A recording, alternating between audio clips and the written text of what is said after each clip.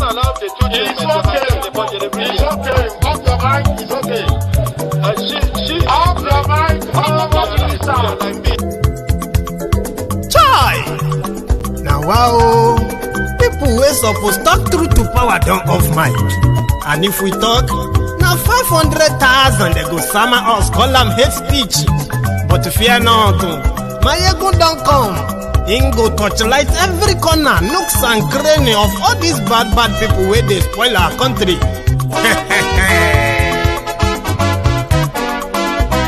So my people make we laugh, oh, yo.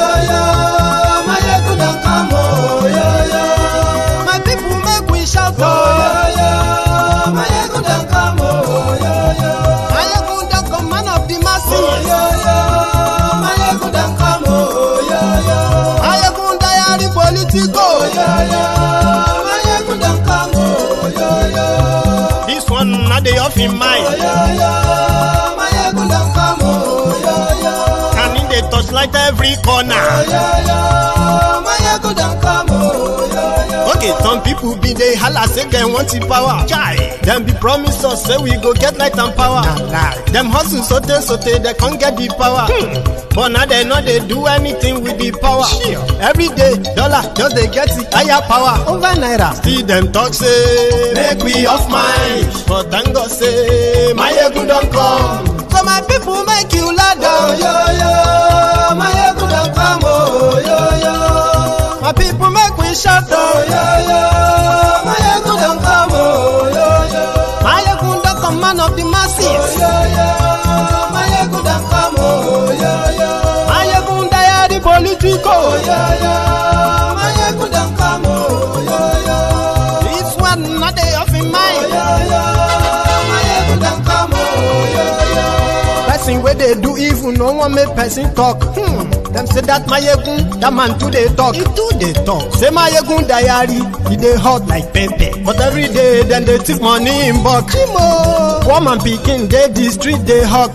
Still them talk say make we no talk. But thank God say my yegun don't come. So my people make you laugh, oh, yo. My yegun don't come, oh, yo. My people make you shout, oh, yo. My yegun don't come, oh, yo. Man of the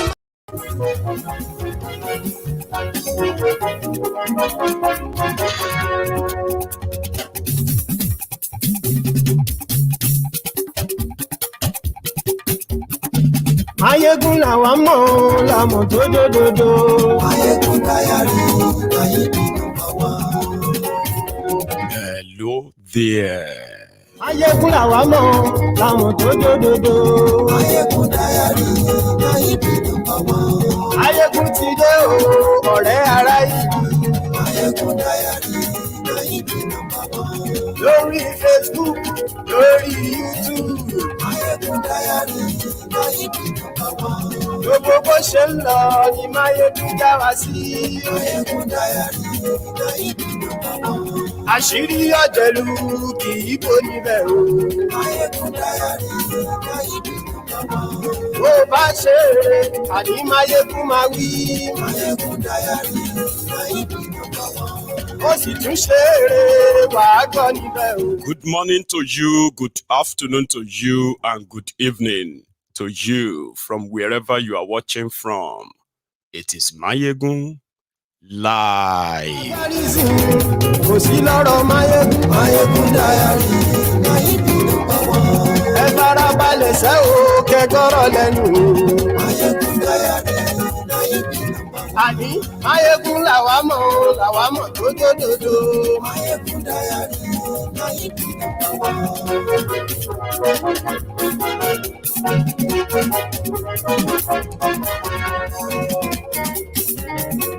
Àní ẹ̀sùn ràkì. Mayegun ti dé. Yes. Mayegun ti dé. Thank you so much for joining me from wherever you are watching from. Mayegun ti dé.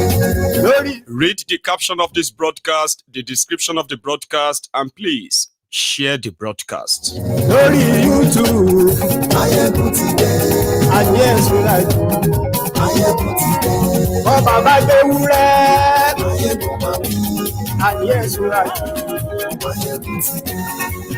Apologies for the late start again. But I promise to make it up to all of us tonight.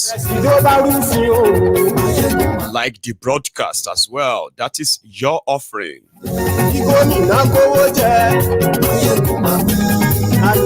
And how is the sound? Loud and clear.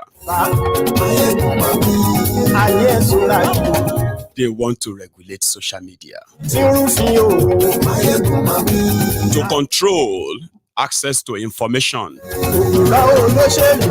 keep people in the dark. You are supposed to be saying everything is fine, not everything is hard.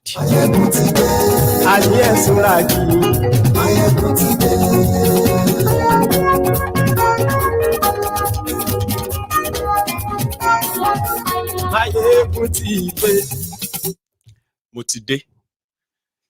So, good morning to you once again. You might need to tune down the volume of your, of your device. I've made some little adjustment to the audio, and I believe it's going to be a little bit louder somehow. Okay. So, thank you so much for joining me tonight from wherever you are watching from. So, if you have read the caption of the broadcast, the description of the broadcast, shared it, and you've also paid your offering, which is liked the broadcast. A big thanks to you. And if you haven't done it, please do. Now, the rider for this broadcast is that Gbaja Mole feels like it is time for them to regulate the social media again. This is them. I told you that the only playbook these rogues have is the playbook they gave to Bokwari. And if you pay attention very well, when they are talking about security, or talking about the economy, or talking about anything at all, go and take a look at when Bokwari and his change bandits were holding sway, at least the first 2 years. So it's not hard for you to see through all their charades, and they have become more hostile to the same bridge they used in getting to power in Nigeria. Social media is where you have access to undoctored information. You see, if you are the type that sort of only have access on social media, have access to content that are pretty much useless, that's up to you. But when you look at those who are interested in seeking information, verified information, including some of their leaked secrets, including documents as well, such as documents and tapes and calls. So there are places where if you look for them, they are readily available. And when you have them, the ideal thing is to spread them. That unfettered, undoctored information, uncontrolled information is their own downfall. They used it against Goodluck Ebere Jonathan. Let me give you a flashback. Before they decided to go hostile on social media, this was 10 years ago, 2014. This government is incapable of doing anything. Even if you ask them to eat food, they will not do it competently. They are so incompetent that they speak in ways and manners that really has reduced Nigeria to a laughingstock in the world. Who is APC? Who in APC will arrange the abduction of girls? To what end? To what purpose? They should come out, and if they are the government, if they know anyone, if Nasir El-Rufai is involved, what are they waiting for? Arrest me and prosecute me. But they are all a bunch of liars. They only know how to point fingers at anyone. They don't know how to govern. Instead of sitting down and solving problems, they point fingers at other people. They blame others to divert attention from their incompetence. The primary responsibility of any government is to provide security. They have failed woefully. Instead of focusing on it, they are blaming people. Who is behind? the abduction. Who is behind terrorism in APC? You are the government. You have security agencies. You have intelligence agencies. You have the army. You have the police. We have courts. What are you waiting for? And then what are they waiting for? There have also been accusations that you are the party APC, being the biggest opposition party so far in Nigeria, until now, as we speak right now, is taking advantage or exploring advantage of the fact that there's terrorist crisis in the country, and you're exploring that. Why shouldn't score political points? What is we are in opposition? Are we supposed to let a government that has become so incompetent will be praising them and say that, oh, terrorism is happening, Jonathan is doing nothing, well done Jonathan? Are we supposed to do that? We are in opposition. Our job is to look at even good things that they are doing and say they are not doing it well. That is the job of opposition. So we have no apologies for pointing out to Nigerians that this government is incompetent and has failed to provide security.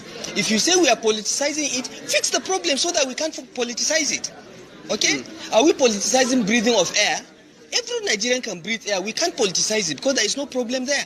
But if you fail to supply petroleum products and we say you are failing, you say we are politicizing it. Fix the problem so that we don't politicize it. If you say that there is terrorism, we are politicizing it, eliminate terrorism. 5 years ago, nobody is talking about terrorism in Nigeria. Under Jonathan, it has become an industry. And we should not take advantage of their failings so that we secure the votes of Nigerians in the next elections. There must be something wrong with them. We have made suggestions to the government on how to improve security. They have ignored it. They have set up 5 different committees that have given them recommendations how to address this problem of terrorism in the last 3 years. They have not implemented one. They are incompetent. But they try to blame other people. So at this stage that we are right now with terrorism in Nigeria, what do you think is the solution, especially on how to rescue the girls? Look, the government has the solution to this problem. Several committees have given them recommendations. They should just implement the recommendations in their drawer. Okay?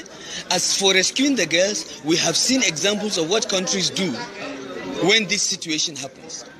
You should have military action on the one hand and negotiation on the other hand. You should not foreclose anything because the lives of your citizens are at risk and you don't want to lose one life.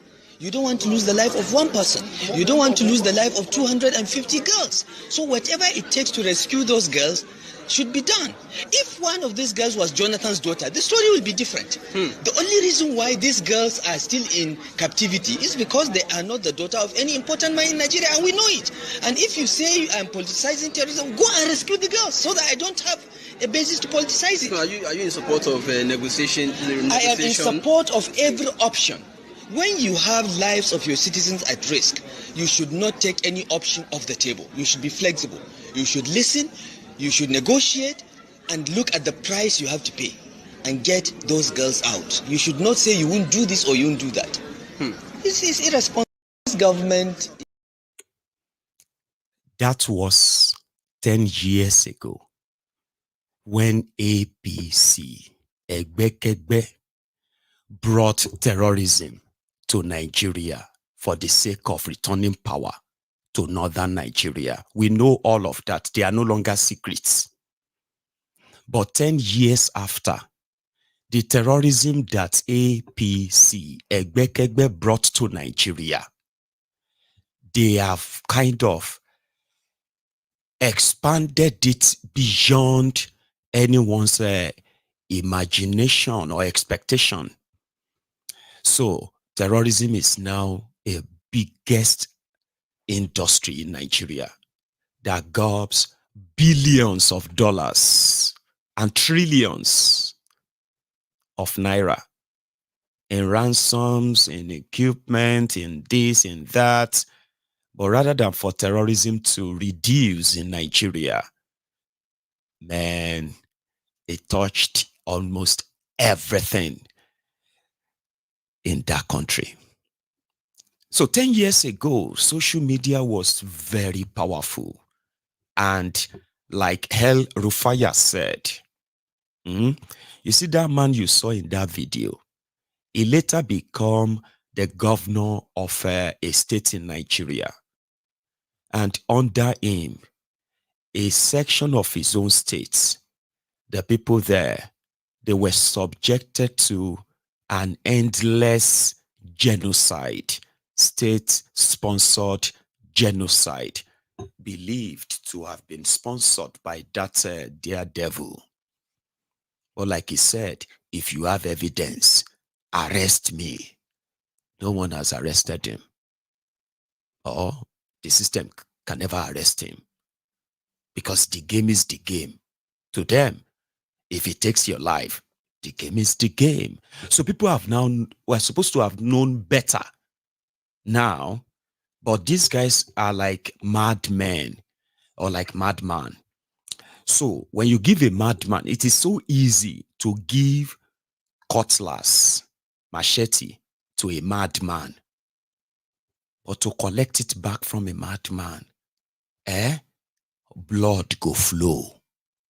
Life may even be lost. That's exactly what APC, Egbekegbe, they are two factions that succeeded themselves there. When these strange bedfellows were coming together to rescue Nigeria, social media, where the young people controls, right? They blended with the audience. They started speaking the language of the young people. And by so doing, they managed to blindside so many of them that they couldn't see that jihadists, kleptomaniacs, treasury looters, human organ traffickers, drug traffickers, they were those coming together to rescue them from Jonathan. By the time they slept over the jubilation that Jonathan was gone and opened their eyes, they discovered that they've handed their destiny to thieves. Now the struggle to make them do it right began, and many lives were lost and are still being lost today. Unfortunately, they have never taken any responsibility.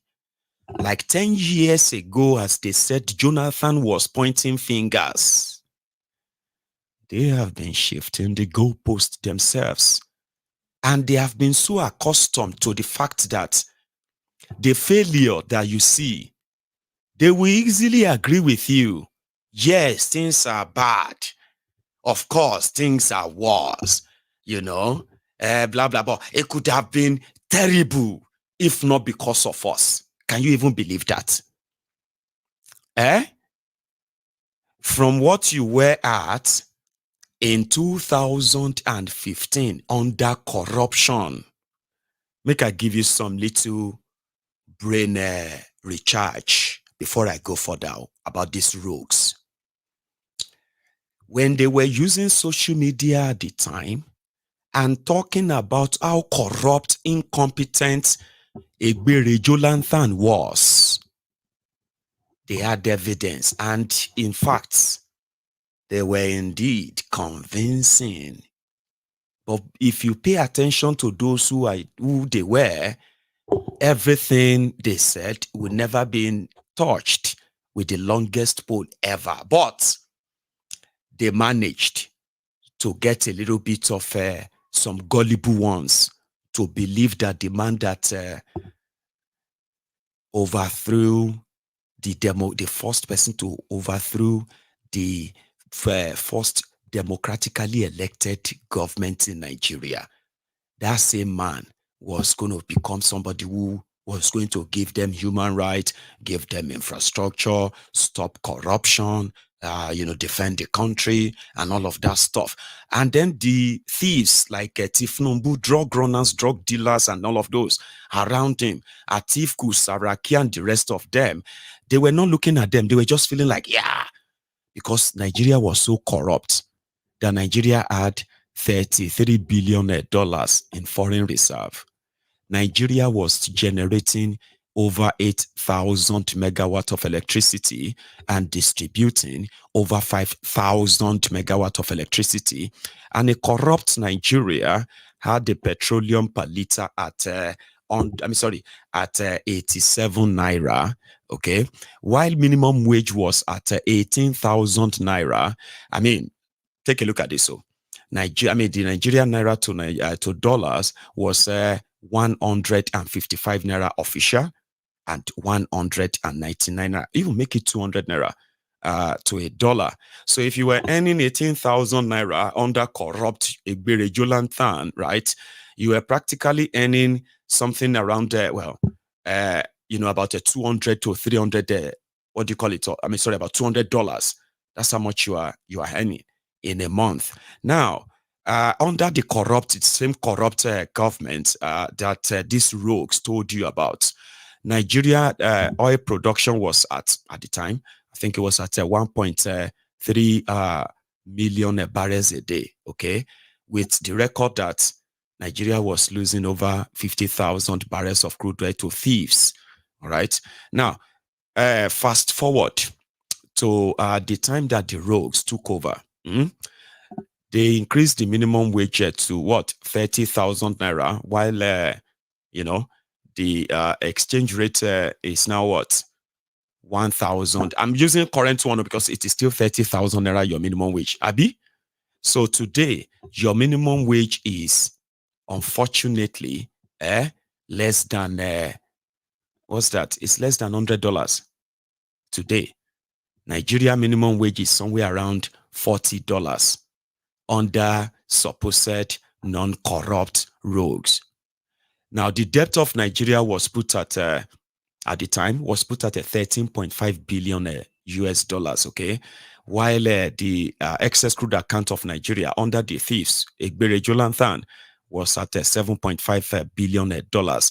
This were the money they met and the liability they met and the country they met. Now, 8 years after that, Nigerian foreign reserve from $33 billion, no single dime was added to it for 8 solid years. By the time they were done, the Nigerian foreign reserve, 30 billion of that has been used as a collateral for a loan that Nigerians don't even know what they use the money for. Right now, whatever is left in the Nigerian foreign reserve has left Nigeria in negative. That when they want to borrow money, when they want to borrow Nigeria or give money to Nigeria, a loan, they give them at ridiculous interest rates. The excess crude account, where they normally kept excess money from their sale of crude oil, right, has been emptied. Today, the balance in that account is less than $1,000. And I'm not joking. And that's not an exaggeration. Okay? So, from $7.5 billion under these criminals in 8 years, it is completely empty. No dime was added to it in 8 years. Okay? Now, talk about talk about the sale of crude oil as well. That automatically disappeared. Nigerians no longer know how much crude oil they sell, how much money they make from it in the last 9 years. Nobody is asking why they took Nigeria on the road trip to offer borrowing and sorrowing, which further devalued their currency. Electricity generation dropped drastically. Under these rogues in 8 years, Nigeria national grid collapsed 516 times. I'm talking about a whole country, and the electricity generation and whatever shut down 516 times. No single megawatt of electricity was added or distributed under these rogues. Now, people are not really asking. If you are asking why everything is so choked up today, under the thieves, since 1960 of Nigeria independence, right? The Central Bank of Nigeria has printed, on record, the Central Bank of Nigeria has printed and borrowed the federal government of Nigeria 760 billion naira. Let me explain that to you. By law, okay, when the federal government of Nigeria writes budgets and they have shortcoming, most of their budgets are sort of, put on, budgeted on expecting, income, okay? How much money they will get from tax, how much money they will get from, sale of crude or any other forex and all of that. Or in fact, they even put money they will expect from donor countries. Yeah, those ones that give them donations, okay? They had that to their budget. Now, in that, they will now sort of approach the central bank. So by law, the Central Bank of Nigeria can lend 5%. Listen to that too. 5% of the entire budget to the federal government. And with the moment the federal government begin to get money, the central bank will take that money back. Okay? What that means is that instead of, it's a cheap loan. So instead of the government to go and borrow money to kickstart their budget, the central bank can give them part of the money to kickstart it. Okay? And it must not be more than 5%. Baba, for 60 years, for 57 or 56 years of Nigeria's existence, Nigerian Central Bank has only printed 760 billion naira and loaned to Nigerian federal government in history. In 8 years, under these criminals, right, they printed 27.4 trillion naira cash.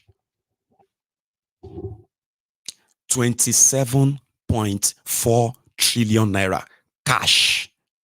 And nobody knows what they did with the money. Honestly speaking, in 8 years, all of this, knowing real investment in the economy or in infrastructure, they went to go and borrow money. Now, this time around, it's not like they gave them the money. They decided to mortgage your future for tens of years by asking places like China to borrow them money to construct railway. Now, China, in their own agreements, that will give you the money, but you have to give the job to our engineers as well as, yours too. Now, look at how they are duping you and stealing from you. In case if you have not been paying attention, China will give them money to build the railway. China will bring the engineers to construct the railway. Nigeria will give the local content, which are going to be Nigerians who are going to work with them while they are constructing the railway. China will supply supposedly supply the coaches, the coaches on the tracks.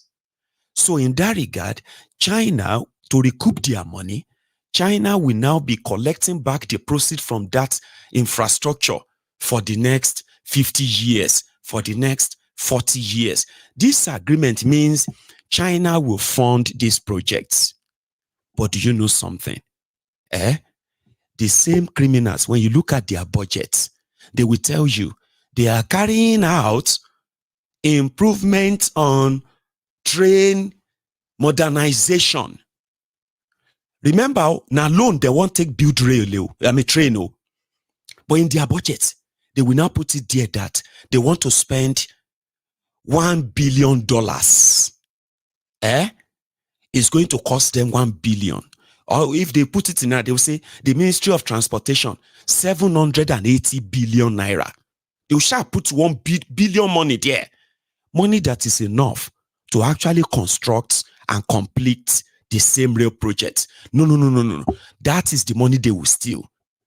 Why China can continue to give them the substandard, because they will choose, they'll give them picture. Which one do you want?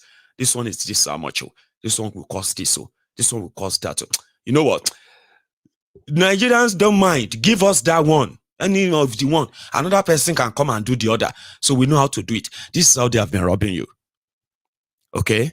So then the trains are not really delivering. Abi, the constructions are not completed, but the debts have been written and recorded.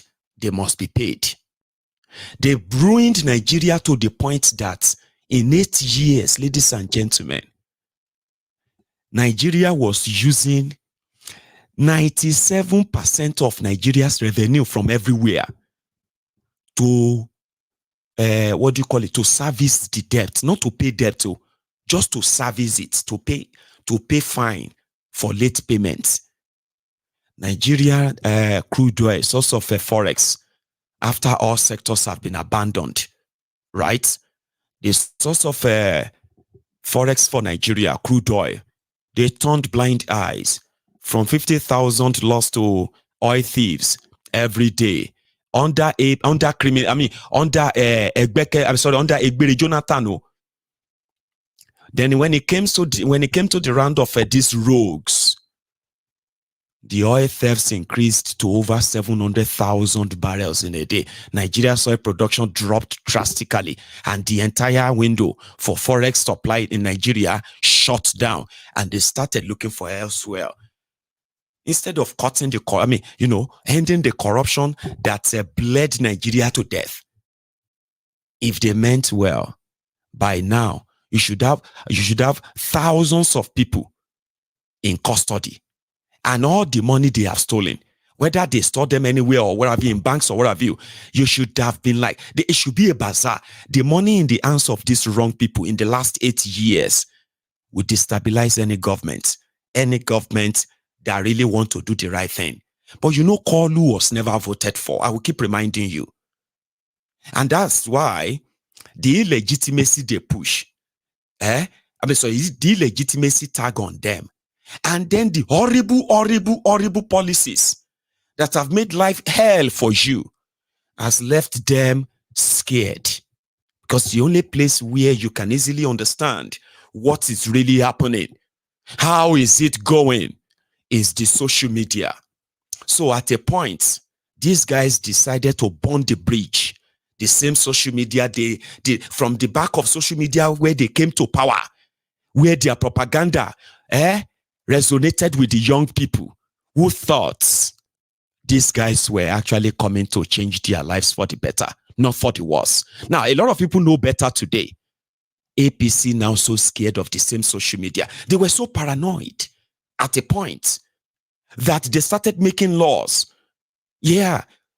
Social media bill, internet law, speech law, all of this to say, before you post anything on social media, you must receive the permission from these rogues who paraded, who protested with the coffins and posters of the sitting president in Nigeria. Egbere Jolantan was president when these rogues staged protest in Nigeria, carrying his coffins. Baba, they stoned Jonathan in Bauchi, a sitting president. Nobody died. Jonathan was a monster, so much of a monster that these rogues, these criminals, these terrorists, they look like angels to these young people. Now they stole 8 years of the lives of these young people. They are now afraid of them using the same social media to enlighten themselves, express themselves of the disappointment, the mistakes they made, and in fact, make effort to correct that mistake, because correcting that mistake means APC must die. And APC dying means everything associated with it must die, and everything of them in history must be burned to ashes. Seriously. You have to cleanse the land and cleanse the land with them. So this is their way, something that Bokwari failed. Papa, I did tell you, sir, that was the time these rogues were jumping fence. You think it's a joke? There was so much like, at a point, right, all you needed to do, it doesn't matter how evil you were or how much evil you've committed against Nigeria. All you needed to do was just to join APC. Papa, Bagbewere, PDP and the rest, they were mixing up together then, and the gullible ones who are today, some of them are dead. Some of them are so poor today that they don't even have any voice to speak and express themselves anymore. Some of them have left Nigeria. They have jackpot. They are now abroad, loving Nigeria from abroad, with the same mindset that chased them out of Nigeria. Do you understand? 8 years of their lives were stolen by these people. Another 8 years of their lives is about to be stolen again. And APC will never allow you to regain back that strength. At a point, they actually suspended Twitter in Nigeria. They wanted a law that will allow them to switch off and switch on the Nigerian internet, just like the same way they switch on and switch off the Nigerian electricity. They actually requested for that. So today, even the Agbadorians they are crying. Ekun gidi, ekun kikan. I have evidence, so just in case if they want to deny. So Gbaja Amole said, the social media has become a societal menace or menace, and must be regulated. As many people do not understand that once the send button is hit, there is a potential to reach millions of people around the world, which is capable of causing a great danger, not just in the society, but even unintended consequences to the individuals that are receiving information, which may include security of life. Gbaja was representing Tinubu at a gathering as usual, and this was supposed to be the message of Tinubu to the rest of you Nigerians and others. Social media is a menace. The way you talk about your leaders, the way you talk about Nigeria is not good. But do you want me to tell you something, guys? There is no law that will ever satisfy dictators, criminals like this, who are doing everything, okay, to cover their asses. These guys are toast. They are marked. They are targets. And the reason why is because a lot of people who are the victims of their decisions, if they have a chance at them, they will not do them right. They will do them dirty. So there is no amount of law that will be enough from dictators, oppressors. They will continue to make more laws. But because they are lawless themselves, so at the end of the day, it will be like there is actually no law. But let me remind you, Nigeria have law for everything. If they won't send you go jail, say you dey smoke, there is law for it. If they want to send you to jail for stalking, like following people around, and they complain about you, there is law for it. There is law for if you steal government money. There is law for what they say they should do to you. There is law for if you are a kidnapper, kidnapping people against their interest. All laws deal. There is law for sharing false information about somebody. Defamation law in Nigeria. If you spread false information that causes danger to people, for example, you accuse somebody that he raped you when they didn't, or you accuse somebody of committing a crime as a witness and they didn't, or you accuse somebody of being a thief without evidence. Anything you try to say about somebody to destroy their image, something they didn't do, or if you mention them, they will be seen in bad light in public, and it's going to affect their image, their name, and it's going to cost them a lot. There are laws for that. If you say politician are thief, for example, if I call Tinubu thief, and Tinubu is not thief, I have to present evidence. He can sue me for defamation. They have law for it in Nigeria. If they find me guilty, I will go to jail. Do you understand? There is, all this thing about regulating social media, hate speech law, all this nonsense. These are their creation of trying to create fear in you. Try to make you feel like if you sneeze when you are not supposed to sneeze and somebody gets upset, you can go to jail for it. Here you get. So they need all of this so that anyone they know they can't really keep the entire people in prison.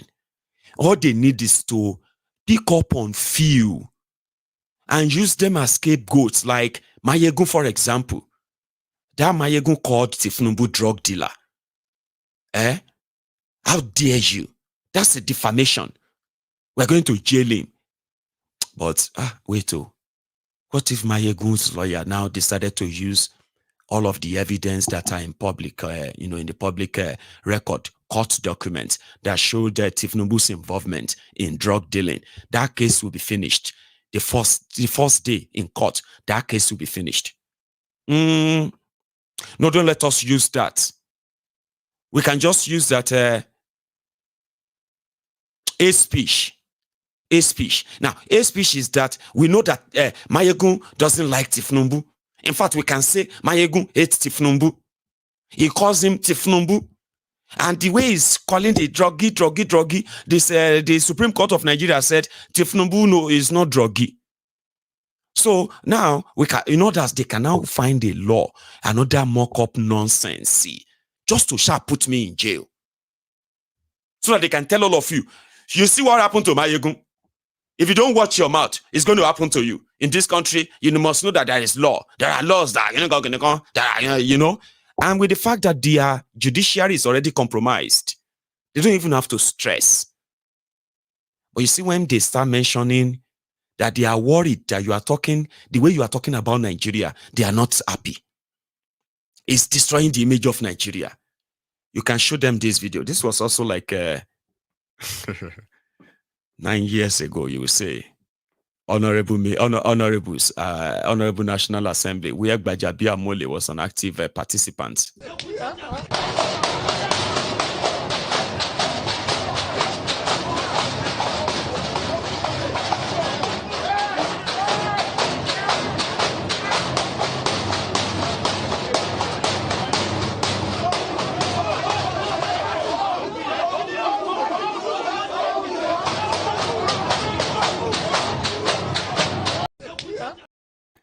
They were angry that Egbere Jolantan shut the gate of the National Assembly and it didn't allow them to enter, which was so wrong. That one too was exercising some power because he felt like the whole thing was, the whole house was collapsing on him. And they said they were going to impeach him that day. So they wanted to now play a smart one because the moment Tambua joins joins APC, so that means APC will control the National Assembly. It controls the House of Representatives. And some people advise Jonathan, don't allow that to happen. You can't allow that. Shut the National Assembly. So they shut the gate. And the thuggery in these rogues came out. And those are the people calling themselves honorable. This was when Gbaja himself jumped fence. If you don't go open the fence, everybody, let us jump the fence. We are sitting today. We will show Jonathan and all that, yeah? And this was like when democracy was democracy. Oh, sure you get. This was when they were in the opposition. Democracy was not in danger then. Democracy was in danger then, not now.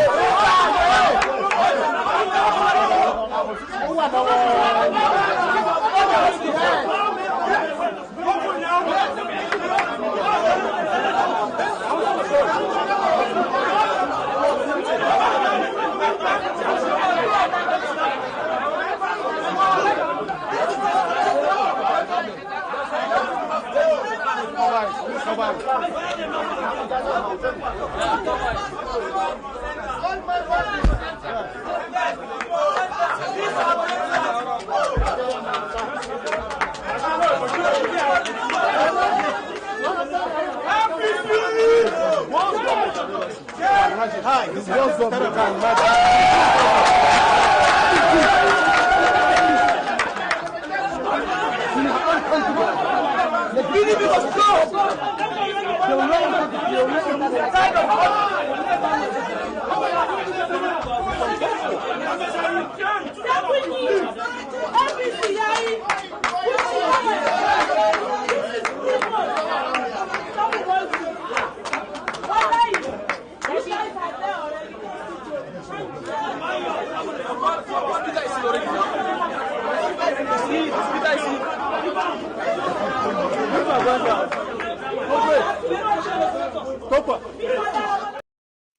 because those were people who were trying to save Nigeria democracy. And that was the great thing to, it was great. It was right. Yes. What do you expect them to do? This were like the Nigerians who are now the Lagos Abobakus, the Agbadorians, Awanti Shege Bansa ti fe finish. Yalokon. That's what somebody just said. Now they are worried about the same social media, and the first time of their worry, and the first person to even solicit for the ban or regulating the social media, the regulation on social media is not to prevent child pornography. Listen to this very well. Me, I will support a regulation of social media. Okay? If the followings are the purpose of regulating social media, I will support that 100%. And I want you to kind of also support that too. Every sensible and reasonable person, human being, will support the regulation on the following. For example, promoting child pornography, where children were being sexually, exploited. I would kind of love jail time for people who promote that on social media. I would love to see those who always do what they call the revenge. What do you call that thing again? Revenge porn or revenge rape, where somebody, because you break up with them, and they will now share your explicit private content in public, like your nude, sharing your nude in public. There are laws. So I would love to see a social media regulation that indeed strengthen that law. I would love to see a social media regulation, right, that punishes anyone and any group that promotes that promotes rape or rape culture. You know what I mean? So I would love to have regulation in those areas. I would love regulations on those who promote get rich quick schemes, all those scams on social media. Track them, jail them. You get what I mean? I would love to see all that regulation. But regulation on free speech in reactions to the failures of the rogues ruining Nigeria. Nah, I will never be up for that. Will you? Will you support that? Of course not. You will never support that too. Regulations are good when they are to protect the vulnerable, the minority. You get what I mean? Protect them from the mob, from bullies, from trolls, and all of that, social media wise, which is pretty much not something they can really do successfully in the real sense of it, but try, make effort. The resources they have that they can use to track those who are exposing the rot in Nigeria, those who are calling out the criminals in government in Nigeria, they have resources to track them, jail them without courts. They have been doing it. Such resources could be channeled into tracking all these criminals, the real ones, and leave us and you, who are also endangering our lives with your policies and then your politics, leave us alone to express ourselves, to mobilize. But no, they hate not being in control of the narrative. They lost that the moment they couldn't deliver what they promised all of you. They promised you change, a better country, a better economy, safe country. They ruined Nigeria. You can't deny that. You can continue to live in denial if you want, but when you are alone, you won't deny it. See what they have done to Nigeria. You can blame everybody you want for all you care. That's fine, but look at Nigeria. They couldn't deliver. You can use propaganda to gain power or rig yourself to power. You cannot run a country with propaganda successfully. It doesn't work that way. If you are delivering, right? And then you are using propaganda, at least they can go side by side. You have something to show. They have nothing to show. The hunger, the hardship, the frustration is everywhere. Now they are afraid what all of you are putting out there that can trigger other people to also do something, or in fact, come for them. So they want to make laws to protect themselves. Laws won't protect you. Did they not tell them? Desmond idiots. We need to address certain things. The Nigerian youth, the social media, the social influencers, All of these are making the narrative that we are seeing today, except we are joking with ourselves. Social media, yes, though good, has its negative impact. Let me first thank you for condemning the wanton killings and carnage that happened at Lekki. When I went through the comments, I could not believe it, Mr. Speaker. The curses, the abuses from children. And I ask myself, is this Nigeria? What is going on? Children cursing, people having the effrontery to enter an Oba's palace, hold the staff of office. Culture is gone. Mr. Speaker, in the next 5 years, there will be no Nigeria. If we don't start now. The youth is not only those who do the peaceful protest. Those who have looted, who have destroyed lives, they are youths as well. Mr. Speaker, pregnant women went into malls, picked things and went away. When shall we change this narrative? I put it to all the celebrities out there, all the motivational speakers. This is the only country we have. The wealthy will go. When anything happens, what is our common saying? We die here. Please, celebrities, please, social media influencers, stop the hatred already.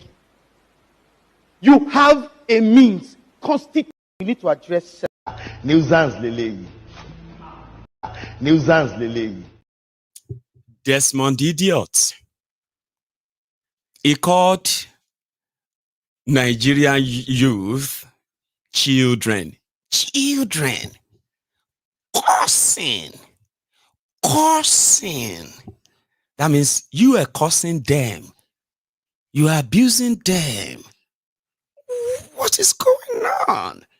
Culture is gone. I beg, which culture is the culture of stealing, looting, lying, and killing? Whose culture is that? Well, if that is the culture that is gone, I kind of would love that never to come back. That was the genesis of them saying they needed to control the narrative on social media. Desmond Idiot is from Gbaja constituency in Surulere. Very unfortunate people. And today, they made an attempt before now at their National Assembly to pass a law on social media bill, hate speech law.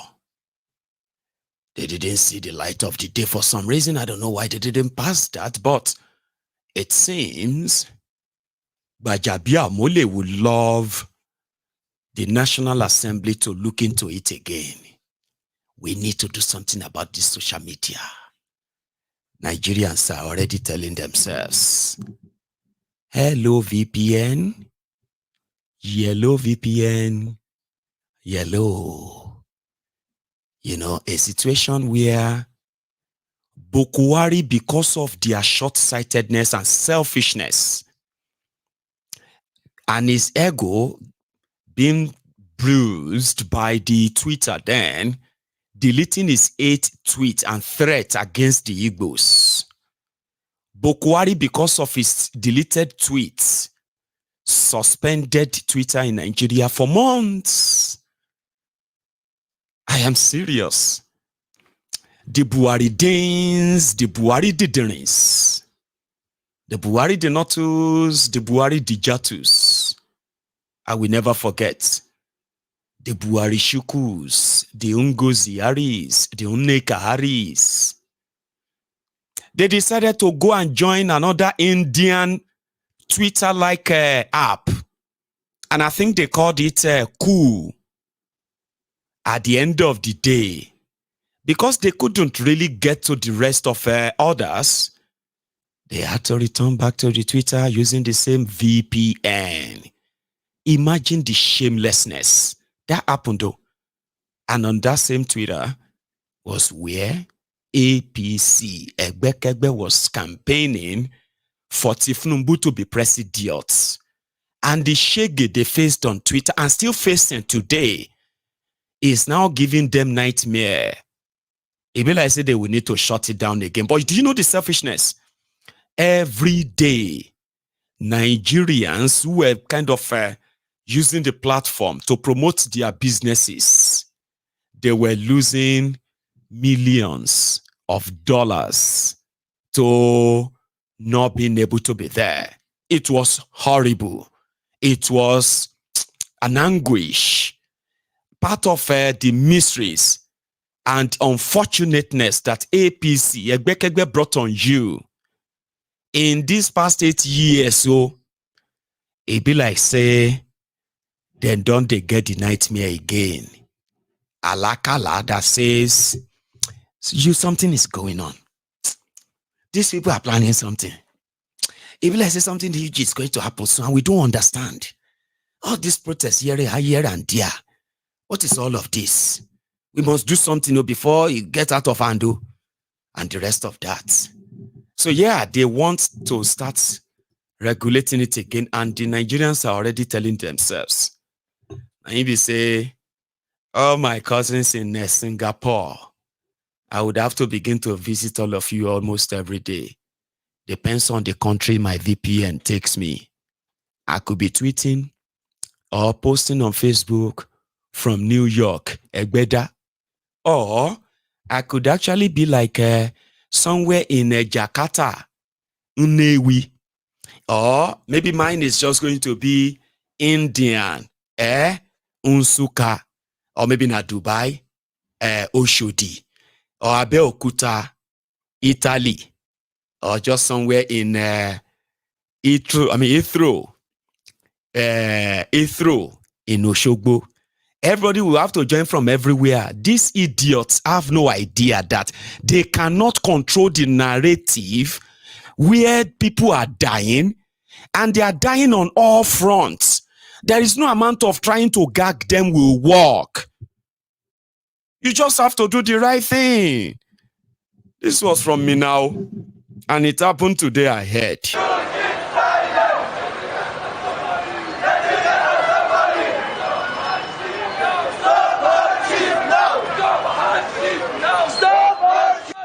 No! Stop hardship! No! Where are the government? Where are the government? Stop hardship! No! Stop hardship! No! Nigerians are suffering! Nigerians are suffering! Stop hardship! No! Stop hardship! No! Where are the government? Where are the government? You keep silent! You keep silent! Where are the governors? Where are the governors? You keep silent! You keep silent! Nigerians are suffering! Nigerians are suffering! Nigerians are suffering! Nigerians are suffering! Stop hardship now! Stop hardship now! Stop hardship now! Stop hardship now! Mr. President! Mr. President! You keep silent! You keep silent! You keep silent! You keep silent! Stop hardship now! Stop hardship now! Nigerians are suffering! Nigerians are suffering! Stop hardship now! Stop hardship now! Stop hardship now! Stop hardship! Keep silent! Nigerians are suffering! Nigerians are suffering!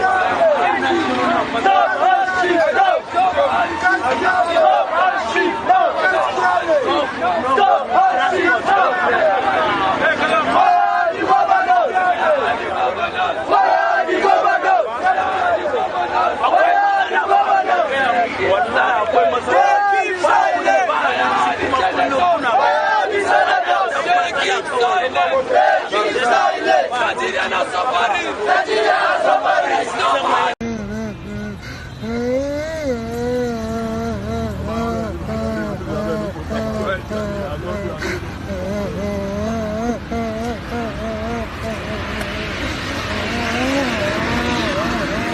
that water.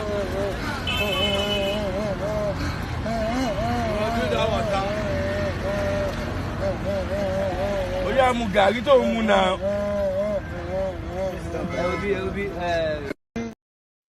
Cut off gun, but we'll talk about that one later. Okay, we'll talk about that later.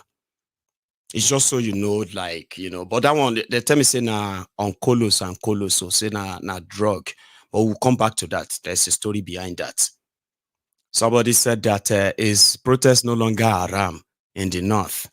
Well, if you ask me, now who I go ask? Because some people even believe that as things are looking now, it be like say Boko Haram's time was better. Can you even believe that? Can you believe that? In 9 months, the people that survived Boko Haram, they are now saying Boko Haram time was better. They were hungry, they were starving, but it wasn't like this. They can't hunger where they town right now. Baba? It could make person speak English, speak Yoruba. Any understanding that can come, people need help like this. Country, please, if government work, if they cannot protest, we Yalaja, we go up our nyash, we go up our press, we go protest. Too much suffering is too much for this country. Before you eat, you go suffer. The suffering is too much. Please, Maja, find solution for this things. It's too much. Gary 2,000 naira. Since when my father bought me, I did not buy 1,000 naira pence of Gary. There's value is 2,000 naira now. It's too much. The savannah is too much. Even the rice, the Rika one rice up to 1,200 naira. For what reason? It's too much to buy meat. Even the commerce I don't rise up. Two fish for Chicago or Chicago 1,200 naira. 3 of pieces of it. It's too much. Baba West Anuba, Boda West Anuba, Yayipo Ejo, Eshanuwa Tipoju, Ebi Power, and the Sakoya Nigeria Yanja country.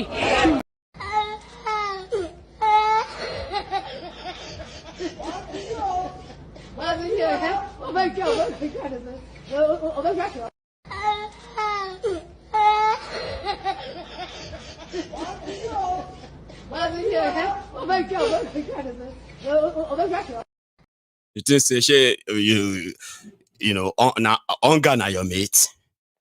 About you go talk. Situation go you dey talk say protest no be around. If you dey ask me now who make I ask? Everywhere don't read. This is not a joke. So right now, even people that are shouting, I am batified, whatever you like, I am batified, when was the last time you saw I am batified anywhere? When was the last time? Everybody is hungrified. Sure, joking. You know the kind of hunger that cannot be expressed with words. That if you say make you try explain them with words, you go just the cause. You hear that woman? Yeah, man. No more Emilokan. No more Emilokan. Emilokan don't talk. Now hungry can Nigeria now. Tell Nigeria say no more Emilokan. No more Emilokan. Now hungry remain for Nigeria now. Nigeria is hunger. They are hunger. Nigeria is hunger. Nigeria is hunger. This man, the thing will make this man talk today. He don't read. You say wait. No more Emilokan. Then go die for one place. Then they kill us. How can they kill Nigeria? Everything high. No more coming down. But you said that time saying that Yoruba man go. I'm not going to help him. You know say na mumu. But you support Jagaba that time. Yorubas, especially the Yorubas, we are not really proud of him again. I'm from Osun State. Glorify your name to the core, owner of the day, owner of the beginning and the head. I glorify your name to the core, Father of the glory. There is nobody that can share the glory with you. You are beginning of the glory, you are everlasting glory. You are glorify your name to the core. To the core. Now everybody they feel am. But just yesterday, the people that were supposed to be working on how to get everybody out of this mess, at least, even if not small, meetings just come down small. They were at the National Assembly at the Senate yesterday. Of course, 2 days ago, they were there too, but it was with the House of Representatives guys. This time around, it was with Senate. You saw that guy there, Cardi B, who came with prepared written jargons as usual, right?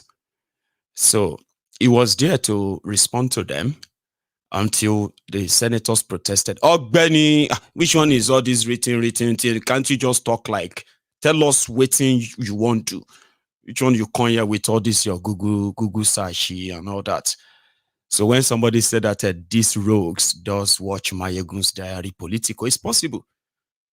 It is possible. We were still talking about that yesterday, that central bank governor, supposed the top economist of Nigeria, was there with a Google search, World Bank, IMF research online about how Nigerians are traveling abroad and how much money they are spending, and is using that to say that's why Nigeria doesn't have Forex in reserve anymore, because Nigerians are schooling abroad.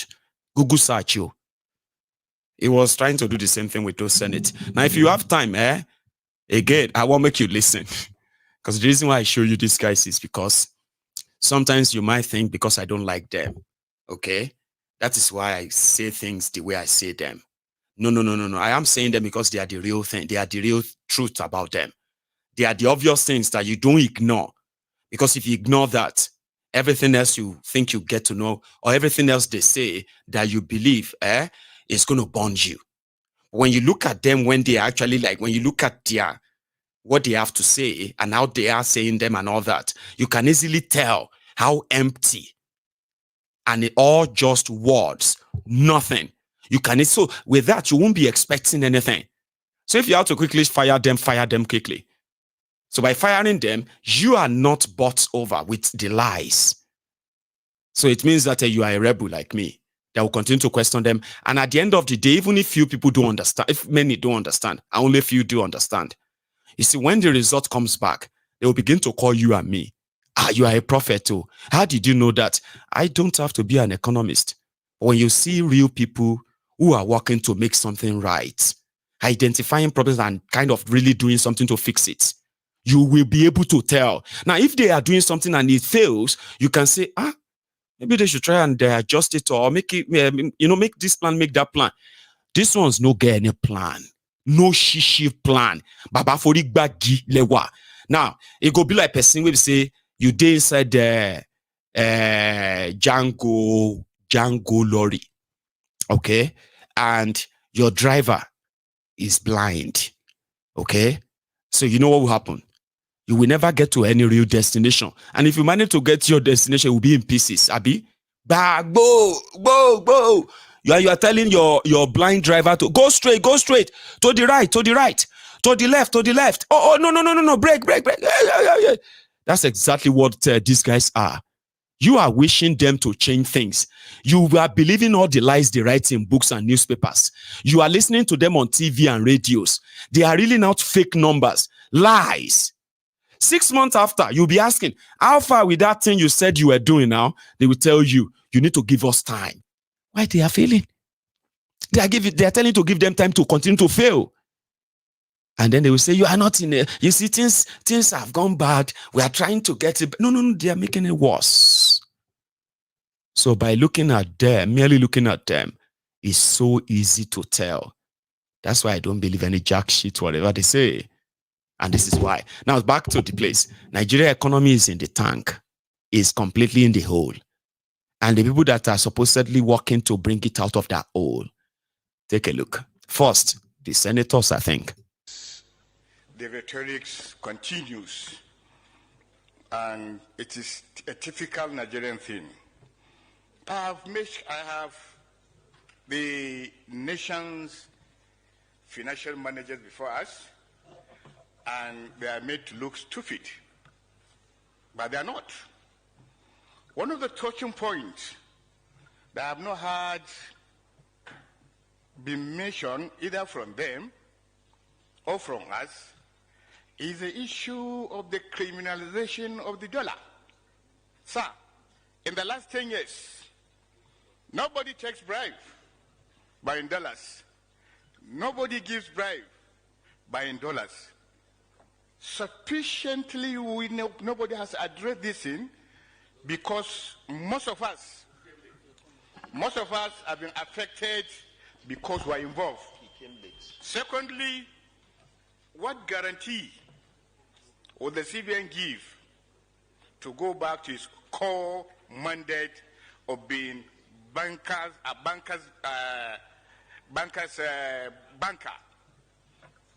The bastardization of the dollar actually starts from the CBN, and because sufficient people that are in government today and in government in the last 2 decades are involved.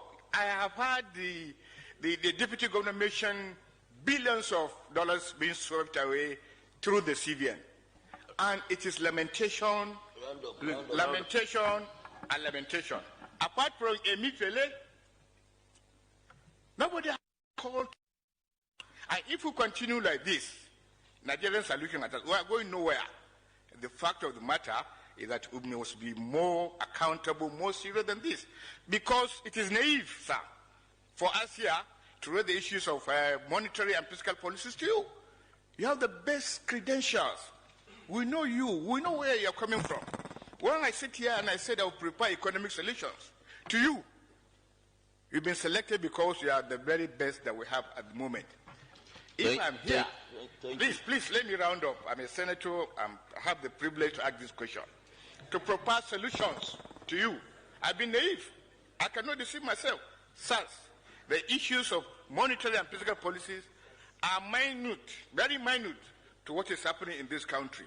The fact of the matter, people are stealing these dollars because they know nothing will happen to them, and it is our responsibility as citizens to come up with solutions.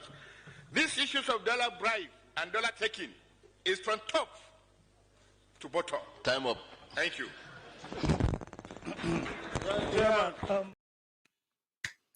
Talking about bastardization of dollar. Somebody said, what is bastardization of dollar? I'll tell you. Currencies in any country is issued by the apex countries. I'm sorry, apex bank of that countries. Or of that country. Let's use singular now. And then you can know I'm talking about responsible countries here, okay, all right? So, and every forex, and I'm talking about any money in that country, I mean, in circulation in that country is expected to have been issued by the central bank of that country. Now, that is why if you are bringing a lot of cash into any country, you have to declare them. They must be aware you have brought such cash into the country. And for what? Okay? It is to control, you know, what do you call it? The influx of, questionable money in their economy, which can actually wreck the economy, like money laundering and all of that stuff. So to keep the track, the central bank must know every dollar note that is in circulation, every naira note, every pound note, every kind of currency in circulation. They have to, maybe not like, literally everything per se, right?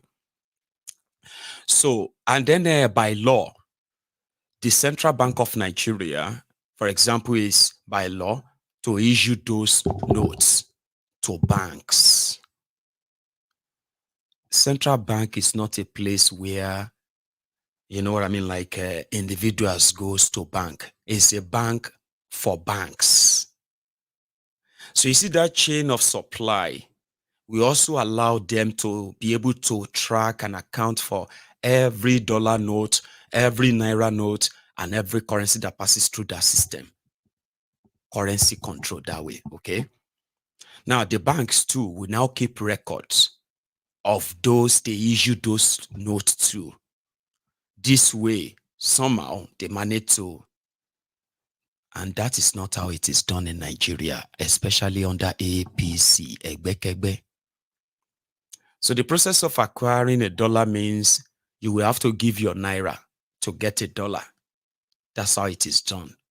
That's where you have the exchange value and rate. That's where they come in. So they'll give you the value of your, they'll give you the value of your naira in dollars based on the exchange rates through the system, the bank and all that. But that is not how Nigeria operates. In Nigeria, just as everyone is hustling for the dollars.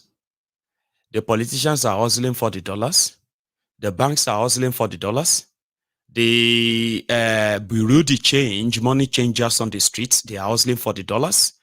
Then like private individuals, more and more like that, are hustling for the dollars from the same source, the Central Bank of Nigeria. So under APC, Egbekegbe, they now created a sort of a middleman.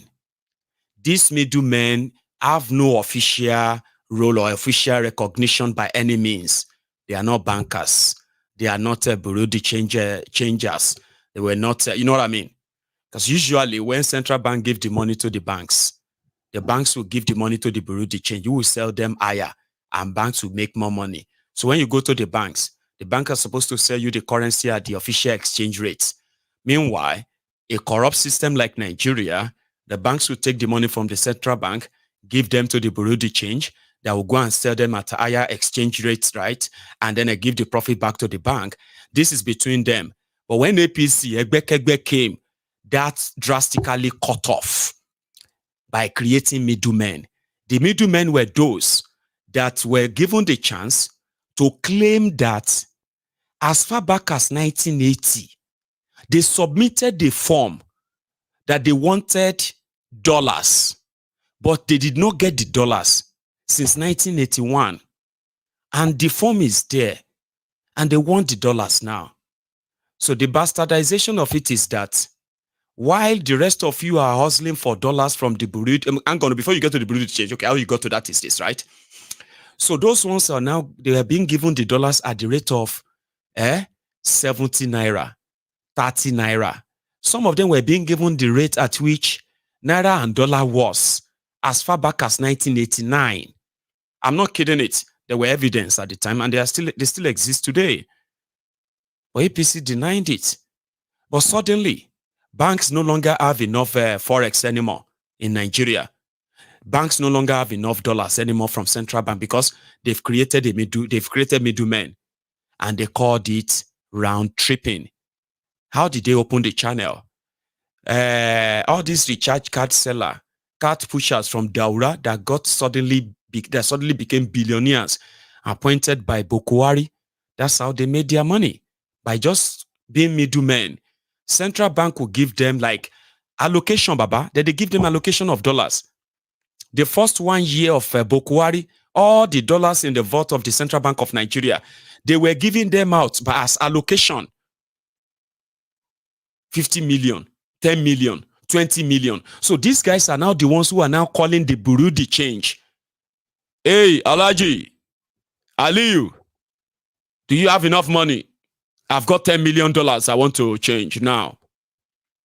So they were those who are now the ones selling and supplying the bureau de change. And just like that, the real businesses they were supposed to have access to this forex, which were those who were supposed to run the economy. The economy of Nigeria that is import dependent. Those businesses had no access to those forex anymore. Or when they did have access to them, they were at ridiculous, undervalued, or overdevalued rates. Businesses died, and few people became multi-billionaires overnight. Nigeria naira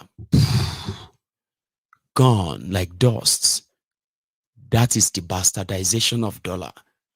And do you want me to shock you? It is still happening now, but with different set of people. Yes. Today, the Central Bank of Nigeria cannot independently boast that they have $1 million cash in their vaults. But there are billionaires in Nigeria. What do you call it? There are multimillionaires in Nigeria in dollars whose money and account balance are showing their balances, that they have dollars. The dollars that are supposed to be kept with the Central Bank of Nigeria. And that's another problem. When they give them loan, when the money arrives in Nigeria, it goes straight to the Central Bank of Nigeria. And the following day, the money leaves the Central Bank of Nigeria and it leaves Nigeria straight. And within a month, Nigeria that just received a tranche of dollars will begin to what? Unable to supply the businesses in Nigeria who needed to run on them. So they started cooking up different policies. Anyone that goes for the day, anyone that they wake up and say, okay, let's try this one today, they will just try it. And Nigeria is bleeding. That was what they were talking about in that place. But Cardi B, what did he say? I'll show you. Given the importance of this meeting, the subject, I have a prepared text which I believe will address a number of the issues, and those that aren't, we will answer in accordance with the Q&A that has been. We've noted every single question accordingly. So if it's okay, can I? Thank you very much.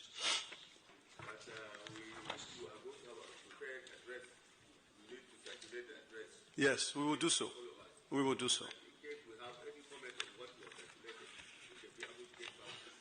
Thank you. Thank you very much. I am honored to appear before this Joint Senate Committee on Finance, Banking, Insurance, and other financial institutions and national planning to address critical concerns related to exchange rates and inflationary pressures in the economy. Indeed, this is the major topic of concern in our villages, our towns, and our cities. The urgency of the matter is not lost on us at the Central Bank, and I assure you we are working tirelessly with colleagues across government, including with the leadership of the National Assembly, to bring lasting solutions. Inflation. In December 2023, the economic landscape reveals significant shifts. The headline inflation stood at 28.92% in December 2023, as against 28.2% in November. Food inflation was 33.93%, as against 32.84% in November, while core inflation was 23.06%, as against 22.38% in October 2023. Headline inflation surged to 28.92%, propelled by food shortages, distribution channels, and seasonal trends. The festive season's consumer demand upsurge, following subdued periods due to energy and foreign exchange reforms, contributed to this trend, persisting from November through December yearly. The upward trend of food inflation is primarily due to shocks caused by insecurity, climate-induced factors such as flood and rainfall shortage in some cases, inefficient, subsistent, and seasonal farming practices, as well as importation bottlenecks that have impacted the prices of imported food items. Anecdotal evidence indicates that recent exchange rate volatility has fueled more foreign demands for agricultural products, especially from neighboring countries, which was alluded to earlier. While this presents an opportunity to expand and boost agricultural output, hence creating jobs in the sector, supply constraint exacerbated demand. Sorry, CBN Governor. Let him finish. I think what we did here was like we asked specific questions. Yes. And as someone, no, sir, I object to this. Let him go back and answer the questions.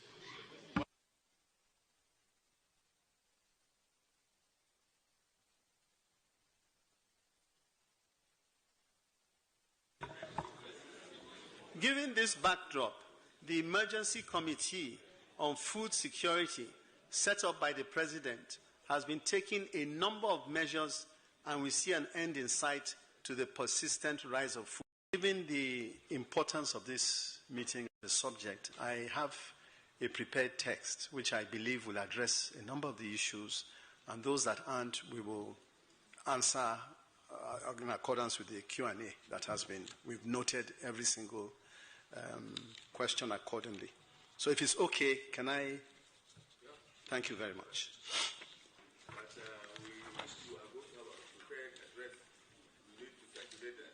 Yes, we will do so. We will do so. Thank you. Thank you very much. I am honored to appear before this joint Senate Committee on Finance, Banking, Insurance, and other financial institutions and national planning to address critical concerns related to exchange rates and inflationary pressures in the economy. I told you. They are like, oh, Benny, which one is all this reading? Or, I mean, like, we can Google all this and read about them. We're asking you questions about what you are doing. You are kind of reading out to us what you believe is solution. You know, like, what are you doing? Eh? This is not a debate of come here and come and give us solution. You are already there. You are the central bank governor, Baba Gengenio.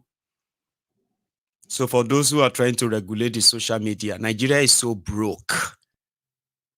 Their pensioners are now threatening that they are going to walk naked. If you want to arrest them, arrest them. And you know, when old people say they are going to protest naked, I think somehow, if you have any man, any old person around you, now him say the thing don't enter, the Gbaja don't enter, body be that. And they are a good example of what it is like right now, even for the aged people in Nigeria. Listen to them. If we are embarked going to the court, it would be more helpful to us than protests.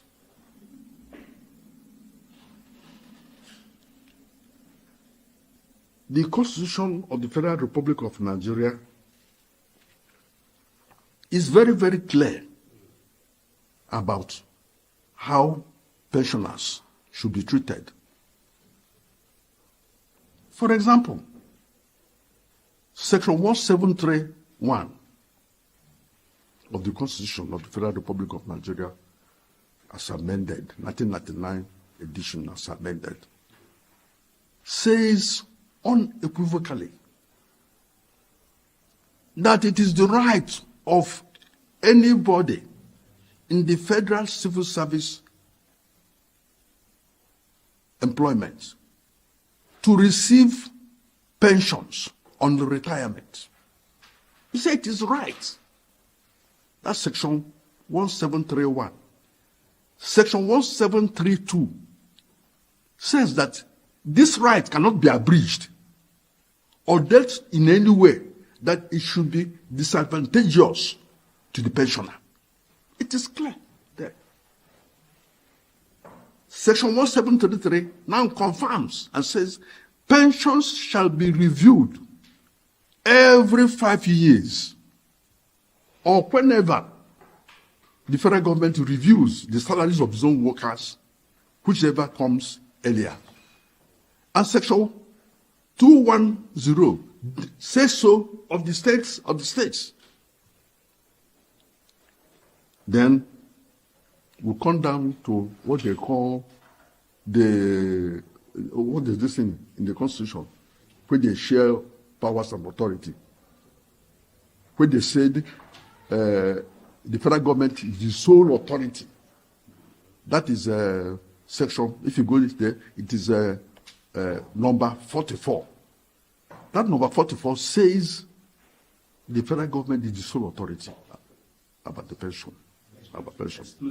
Exclusive. Yes. Exclusive list. If you go to the exclusive list of the Constitution, number 44 says it is the federal government, no other authority. We have approached the federal authority and say, you are the only authority on this. you have right to order state governments to make increases when you have increased the salaries of their workers as per the constitution. The federal government said, yes, we are aware of this, but you know there is a separation of powers, that the state governments have the right to deal with their money the way they like, so they cannot interfere with them. So we found ourselves in a cul-de-sac. I said to myself and my colleagues, we are in a blind alley. We don't know what to do again. You ask, which is our right, for the implementation of the Constitution of the Federal Republic of Nigeria as it affects us. And you are told it cannot be done. There are blocks here and there. I want to say it clear, and I want you to write it. I am going to lead Nigerian pensioners naked. I mean, naked. When we are going to protest, we are going to go naked on the streets to ram down this, so that the world will see the Nigerian pensioners in Nigeria are demonstrating naked. If they like, they will arrest us and say, why do you go naked on the streets? Are you mad? I will say, we are mad. We have gone to a situation where we can say now, we are mad. So that is the situation. Then, I've left with all of them. Yes, thank you. You get them? If situation get to a stage where they say they will go naked, and the worst you are going to ask them is, are they mad? And they will tell you, yes, we are mad. We are mad. Pay our money. Situation here, final year students of a university were prevented from sitting for their own examination. And that led to a serious disruption. I think I'm going to share that with you. All in this economy that they have increased their school fees, and at your final year, you no pay, they sit for the examination. So some of them just lost it. Everywhere just they scatter, kilo they go no. Students of Michael Okpara University of Agriculture, Umudike, have staged a peaceful protest over the hike in school fees and the policy of no school fees payment, no examination. Speaking with Rapid TV, some of the students decried the harsh policy by the management, stating that the current economic hardship is affecting them in different ways following the introduction of biometric by the school management. The reason for this protest is our high increment of school fees. Our school fees have increased 3 times since for a year now, and not all fingers are equal. Everybody cannot afford it. I have paid my school fees, but my colleagues cannot write the exam because they've not paid their school fees. This is not right. I cannot speak with my face open because of how the school management is. I will be picked or expelled from the school because I will show my face. Well, now, please, what we are pleading is, let them decrease our school fees or let us pay instrumentally. Either we pay instrumentally or let them decrease our school fees. Our 500 level students cannot write exam today because why? Some people don't have the money to pay the school fees. Imagine from the 1 to 500 level, we paid school fee for 4 years, and this is the last year of final year. What happens to clearance? So please, they are urging our VC, let him decrease our school fees or allow us to make instrumental payment. How will I be a finalist? During my clearance, I'll pay everything, but yeah, they cancel my exam. After writing everything, they cancel my exam. Is that fair? After all my hard-earned reading, then I wake up around 2 a.m., read till 5 o'clock, went for the exam hall. I wrote on my exam. VC came inside the exam hall and cancelled everything. For what? Because I'm not paying my school fees and I'm in my final year. This is the first time. This is the first time this is happening. I don't know why. This is the first time this is happening. regarding the protest, which resulted in the destruction and damaging of the school facilities, like the Students' Union Government Complex, burning of the abandoned school vehicles, attacking of banks in the school premises. The Dean Students Affairs, Professor Mark Nwosu, admitted that the protest was carried out by hoodlums and not the students who were about to sit for their examinations, stating that the students were expected to make their statutory payments before their examinations. The point is that education is not free, isn't it? Because you had their facilities to be maintained. You want to write an exam, you know materials, the exam materials that need to be provided. You also, exam environment, even where you're staying to read, you need, there has to be power. I think all those things are really needed. And then to have all those things, you need money to procure them. We know the cost of fuel this time around. The cost of everything has gone up. So if the investor does not have money, we don't know what else to do. So the issue is that exam education is not free all over the world. There's no way it is free. In most cases, before you go into the school, you must have paid all your charges before you go in. They won't even allow you to go into the school until you have paid. So that is the issue. But yeah, you come in and they will give you time to pay up and then take your exams. So that's the issue. We'll try to get them to know what was their anger, but they couldn't even listen to anybody. At least we wanted to address them, to tell them so that to calm the situation, and then they tell them what we've been planning to do. But they didn't want to listen. So we took it that probably, maybe kind of sabotage somewhere, somehow. And then some hoodlums eventually took over the whole thing. Because I'm not sure our students did this. People who've been looking for maybe to destroy the things in this university, in one way or the other. Those who don't like this university to exist, who are fighting against the university, maybe in one way or the other, they used some hoodlums to come and I'm not sure our students did this. Visiting the school premises a few hours after the security agencies had controlled the situation, the mayor of Ikwana local government area, Osinachi Nwaka, sought a roundtable discussion with the school management and the student union government, promising to get in touch with the vice chancellor. I've always known the student of Michael Oba to be very law-abiding and very good people. It's a surprise to me. That means there might be much more than we are hearing. But being the mayor of Ikwana, I just came to see for myself and to appeal for peace and calm.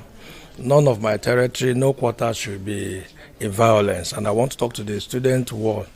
Let there be peace, let there be calm. I'm assuring that within the next 48 hours, I'm going to meet the VC and make sure this is resolved. I also want to appeal through this Dean of Student Union that they should hold on the school exam for now and appease the student, because if you say no school fees and no exam, the economy is wonderful and everybody knows what is biting everybody. So we need to come to a compromise, a negotiation. It's not something that violence or force can solve. I want to appeal to all stakeholders involved. Within the next 48 hours, let's remain calm until the root cause is given. And I also want to appeal to any other person attacking the school. Please, this is government properties. No matter the situation at hand, you shouldn't use violence. To be joy is better than to be war. And things are very, very pretty expensive. But I'm assuring you people, once I leave here, I'll try and trace and get to the VC and also appeal to the management of the schools to take it easy with the students. I'm also talking to all the students. I wish I can get the SUG president and the ESCOs to tell them to calm down. Nobody will tolerate violence, but at the same time, we need to understand each other. Let there be peace. I'm calling for peace and calmness. The road leading to Akwa Ibom State was blocked. So, these are also the effect of what Nigeria economy has become. And as for students, they said by February 21, 1, 2, 3, 4, 5, 6, 7, 8. In the next 12 days, according to them, they are going to open the portals for all of you who have not been able to pay your school fees. Student loan portals on the 21st of February in 12 days time. Make sure you keep all of your credentials intact too. Yes, go get everything ready. So that they will not say, is now they will say, okay, oh yeah, go and use the portal. That's when you will need to go and get your ID card. And that's when you need to go and do all that. Go and get everything that says you are a student. And that there is your entire household. You never see 500,000 in a year in your life like that. Sure, you get all. You are not earning 500,000 naira in a year. Kia. In 12 days, so before you miss it, and I probably won't want you to. I just give you an information. It's important, okay? As for those students, I think that should solve it. In 12 days' time, you should begin the process of getting your school fees. Okay? Meanwhile, as for those who are still pretty much unhappy about the hardship and all that, they said that Tinubu has told them to release grains, cassava, gariewa, Bagudu and all that. So I don't know if this is one of them, but we saw them sharing yam in front of the Central Mosque in Lagos yesterday. Did you collect one?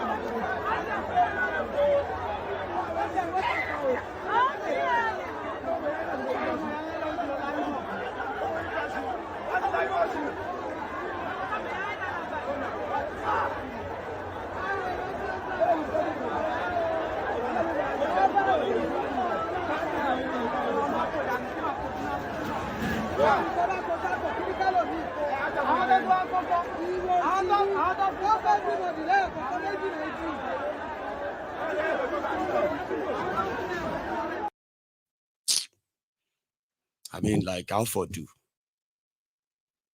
Or risk, look at that risk. Imagine you are trying to grab yam. As they throw the yam, and you are already targeting it and all of that, somebody come push you. The yam hit your head, bah, you down. Another person take the yam. By the time you recover, and they say, are you all right, ma? Are you okay, sir? Your head is already like that. Where is the yam? There's no yam. And do you know something about that video you just watched? That is exactly Tinubu's ways of politics. The one that they have been using in Lagos for the past 24 years. Majority of those jobless agberos that they deceived, that Tinubu is, the reason, what they knew him as was that if you go to Tinubu's place, let's say Teachers Association, they always have associations in Nigeria. Let's say Teachers Association of Lagos.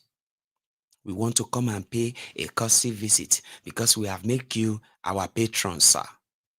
So Tinubu will give them money. Little money that will look so big to them. How much did Ashiwaju give you? 500,000. Maybe these days now, 10 million. Ashiwaju gave us 10 million. So people like him are seen as Buje Budano. There is so much. Yes, he is stealing money. Yes. Do you know how many people he is giving money to every day? The other day, do you know how many trailer of rice that are currently parked at the arcade parade ground in Alausa? That's Tinubu. Is going to give rice to every ward of every local government. And everybody will call, no be say everybody go collect. Now them, the fine barras and all that.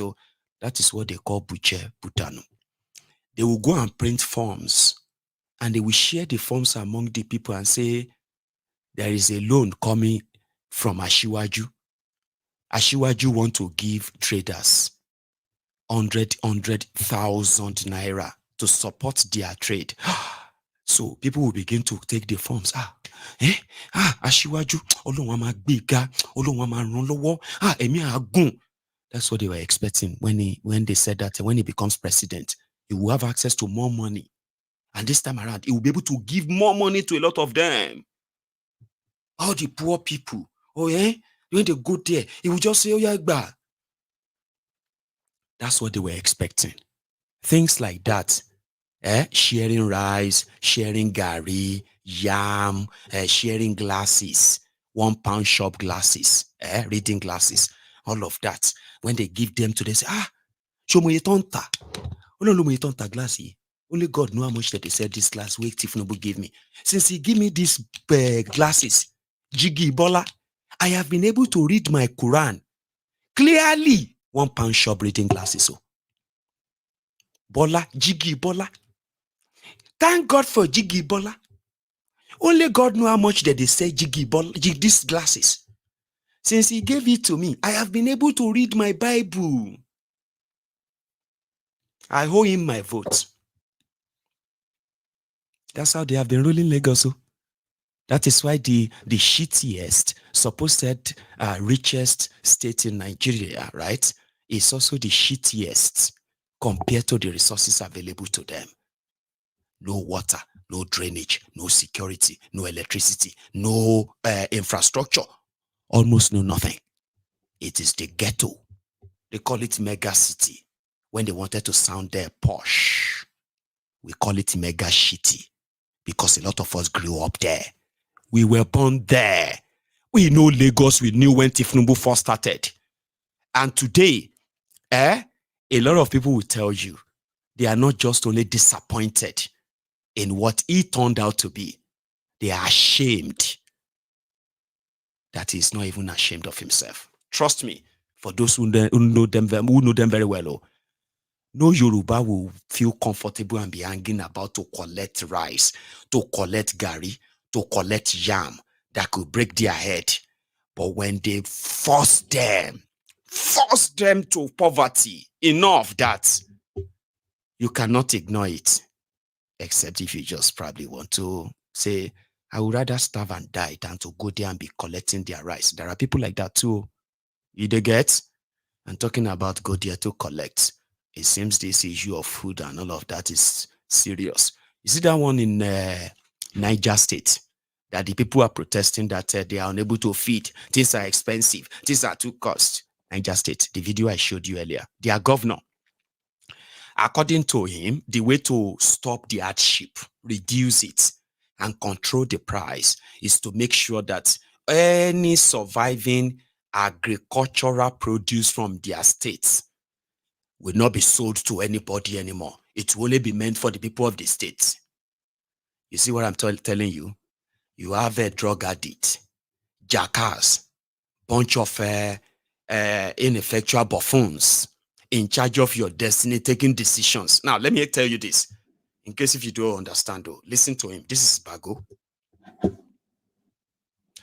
Oh, Bago's voice is not going to come up. I'll give you another one some other time. What he was saying there is that, listen, he said, all the farms in the states where you have out-of-state traders, people from probably other part of northern Nigeria or from southern Nigeria, will bring in money to buy the farm produce, take all the risk of preservation if some of them are going to be spoiled before they get sold. We have seen videos of some of the farm produce that got spoiled in transit. They were all gone before they got to their destination, right? That's part of the risk of going on there. But because you are taking the risk off the farmers have no preservation, warehouses to keep the excess of their farm produce, preserve them, save them from going bad. They don't. So once they start harvesting, the buyers have to take them. But here we are. It is not that in some places there are no food. There are food, duo. You actually need to understand this. It's not that there is no food in Nigeria. Ebin Pawa, we are hungry that people are saying. It's not because what happened is that except some who have to steal it, even if you put the food inside their nose like this, their tongue cannot touch it because their wallet cannot afford it. Affordability problem is what Nigerians are going through. Hyperinflation that makes their money worthless. Imagine having to feed a family of 6 in Nigeria of today. That is what is going on. It's not because they don't have food, though. It's because they cannot afford to.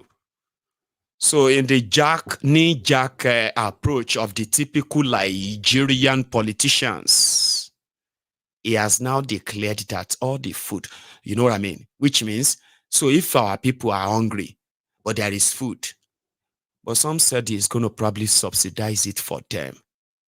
Baba, except they are handing food, except they are opening food banks in Nigeria, things have gotten so bad that even if they reduce the 1,000 naira bread to 500 naira because government don't pay the balance to the bakers, there are people that can never be able to even afford that. That's the situation. Affordability. If you are looking for any kind of Ozu job and all that, there are those who hire people. There will be more protests now, genuine protests and government-sponsored anti-protests too. You know, when you say, Ebin power, they will give some people money and say, Ebu power, government is trying. You know, protester for hire. I'm just saying, like anything goes, Baba, because the other day, it was Abu Lebel that made a video that Tinubu people won't use upper court, they won't cheat him off his own land. And he called on all of us, Nigerians, help me. Nigerians, they said that they should fence my land and give the key to Sheyi. The land I bought 9 years ago. Nigerians, help me. Some of us were laughing. But I cannot lie you. There are some Nigerians that responded. Leave Abu Ebe land alone. Leave Abu Ebe land alone. Human right. Solidarity. Omo ni believe. It's real. And I kind of, respect that. If all of them go say, okay, Abu Ebe is APC, is one of them and all of that, he deserves it. Well, there are those who feel like Abu Ebe still get right. Like these guys. We come here to come and fight? No! We come here to come and fight? No! We came here to come and beg. Please, we don't want to mention name like this now. You understand? But please, anybody that is there, please, make him just remove a hand. Make them leave the land for Abu Ebe. So may Almighty Allah be with all of us. Amen. Well, I'm here purposely because of this main subject matter. In respect of the land unlawfully hijacked by Lagos State government without any court order or without any just cause. In this matter, we went to court. And the chairman of the Lagos State Task Force, CSP, Shola Jejeluyi, we came here to submit this petition to avoid blood shelling at the Etiosa community at Ologolo Lekki.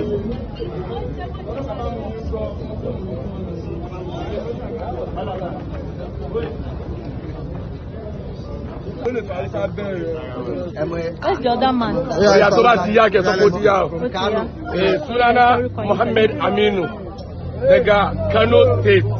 Na zo ne protecting din Abu Ebe. Baba Tinubu, Jeje Loye, Sheyi Tinubu, Chief of Staff, da Allah a yi hakuri, da Allah a taimaka.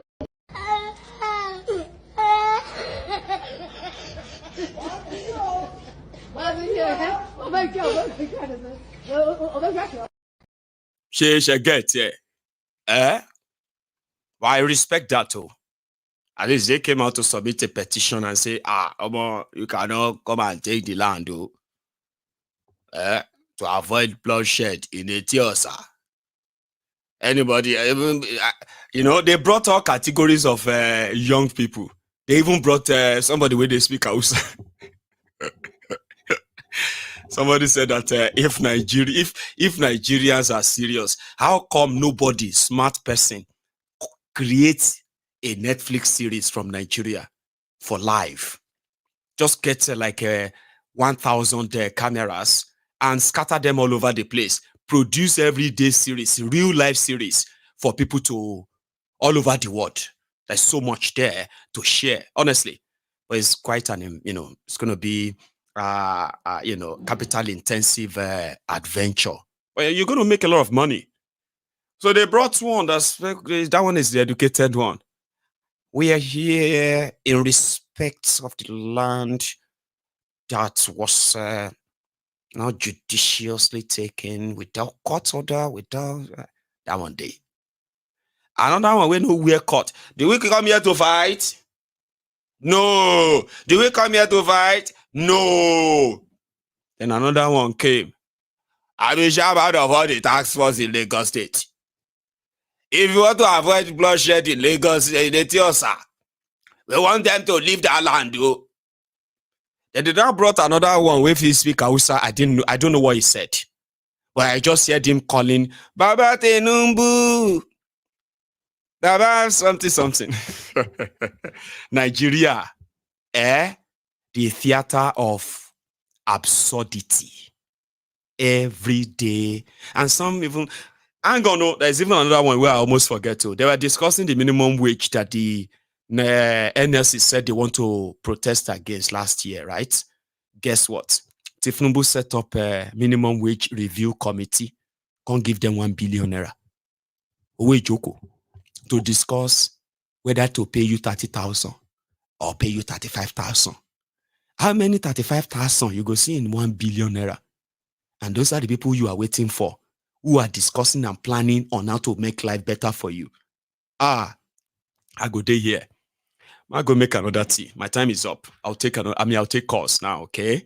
So if you really want to be part of this, like phone in, it will be ideal for you to, one, like the broadcast, share it, subscribe to my channel if you haven't already, then bring out your phone, okay? The number to call is right there on your screen, And when I get back, I will be speaking to the first caller and other callers too. Don't go anywhere.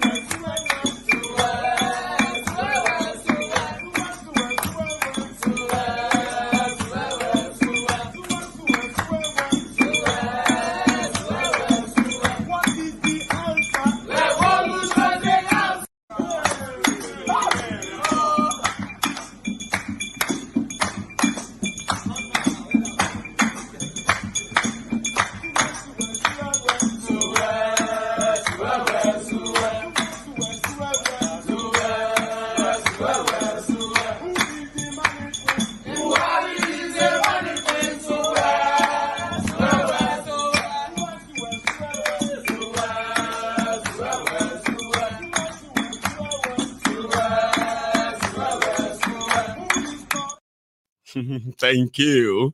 And then we heard that Kolu will also be at the final of AFCON, Ivory Coast, Cote d'Ivoire versus Nigeria final. So I have a caller on the line, and they have been there for almost forever. Are you still there? Right. I think I lost that caller. So I'll just take another one. I'm so sorry that I picked your call.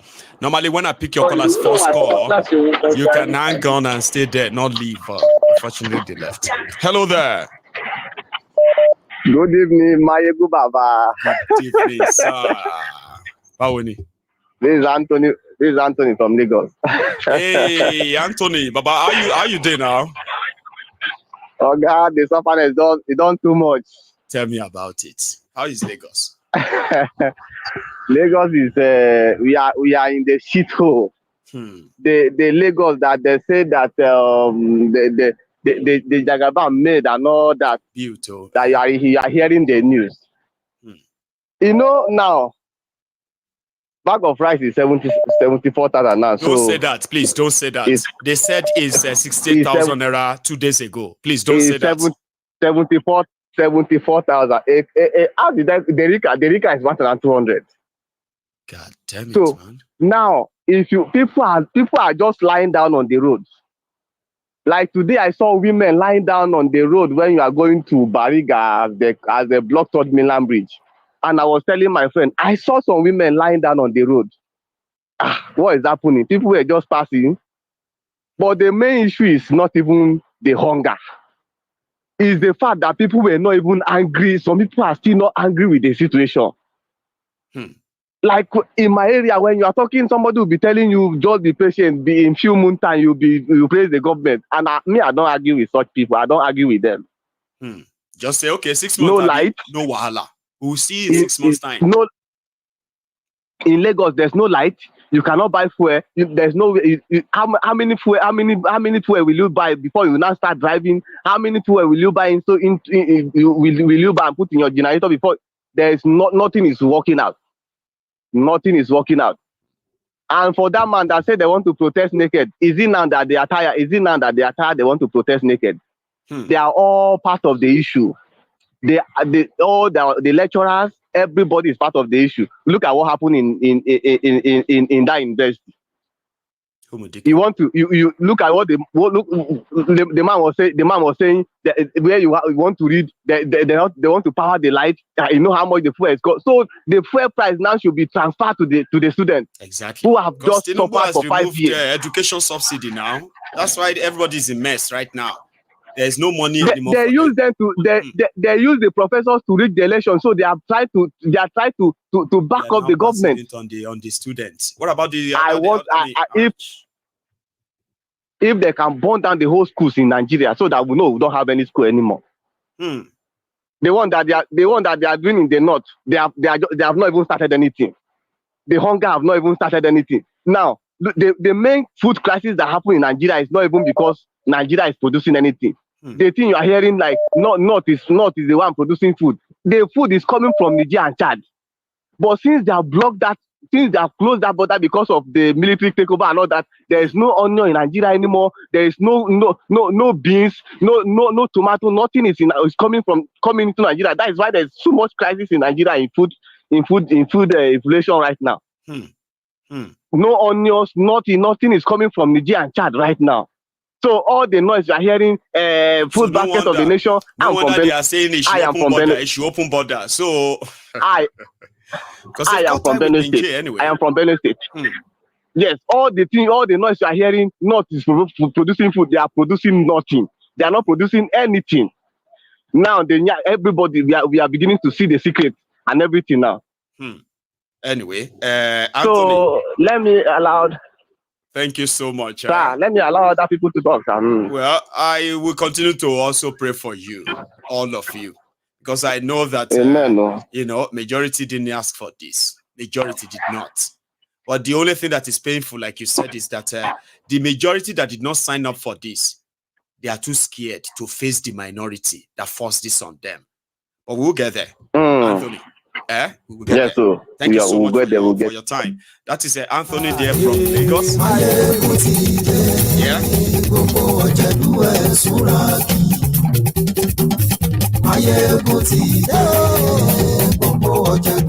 So again, the line is opened, and then if you know what I mean, like if you have been trying to get through and it's pretty much like being dodgy, do not worry, just keep trying. Okay, so when you lie to yourself to some extent and you begin to believe the lie, you know the only thing that will remind you that you are living a lie is when the consequences of that lies begin to catch up with you. That is the moment you have to stop lying to yourself. I mean, it's practical, isn't it? You are lying to yourself to avoid the truth. Then the consequences that you have, the consequences of your lies, which is the avoidance of responsibility, of your responsibility per se, right? So the consequences is biting. You are avoiding that, lying to yourself, blaming other people and all that. But you know, when the consequences finally catches up with you, it is the moment of truth. The moment you have to stop lying to yourself, face it. You cannot you cannot be doing same thing again and again and then expect a different result. We will get there. I'll take this. Hello.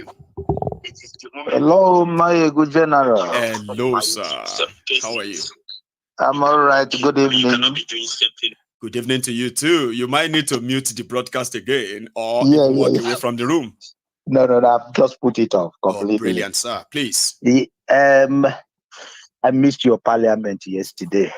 I know. It is because of the running around, and the weather yesterday was too bad. That was why I missed it. Bad tonight. It's still pretty much horrible. I love what you have been doing, and that particular tempo must be fired on.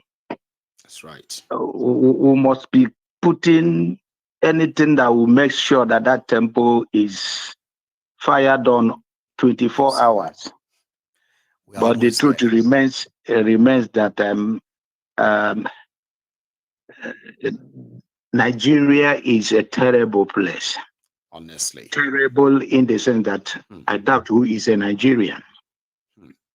Like myself, who is calling you here, is not a Nigerian. I was, but as it stands, because I learned when I was growing up, they say that the youths are the leaders of tomorrow. Now I am an adult. My children are hearing the same story I had. So I don't know when Tinubu. So you are one of the Nigerians that are factually known to have psychologically succeeded from Nigeria. Like, I don't belong there anymore. Not psychologically succeeded. I am a disciple of Mazen Nnamdi Kanu. A Biafran, which is pretty much in the same picture to say, I don't want to have anything to do with that place anymore. Like, yeah, definitely. We are in exile. We are in self-exile. And from all indication, it is not going to get better. No. There is no way that is going to get better. No.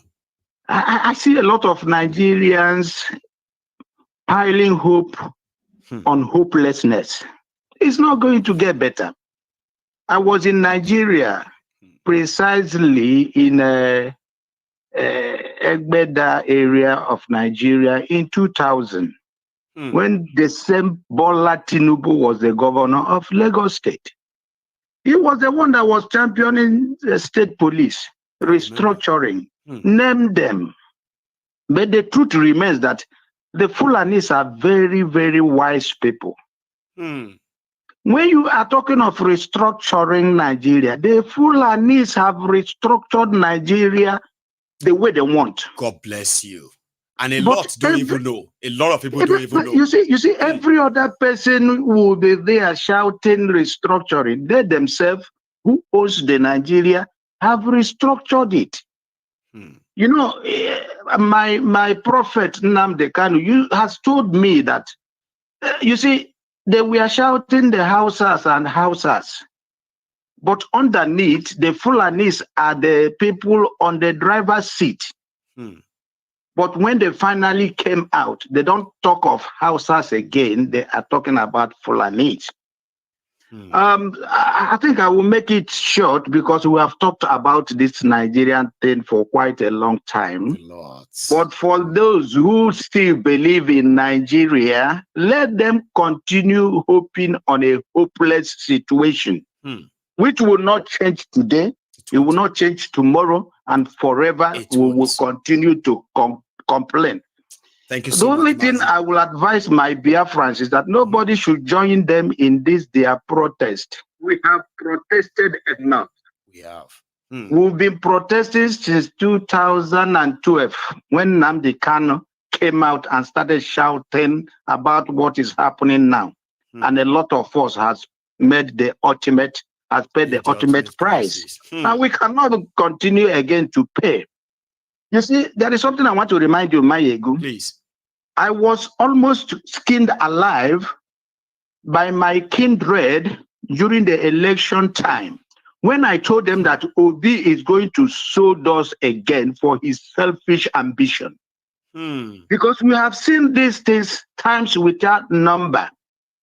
That was what happened during the independence era. Zeke was there clicking Nigeria, holding Nigeria with 10 hands, not even 2 hands. Oh, it's our Nigeria. We are going to make it Eldorado. Everything will be together. You see, we're at going the to be end of the giant day, Africa. I remember. I read that. Yeah, at the end of the day, it was the Biafrans that they paid the ultimate price.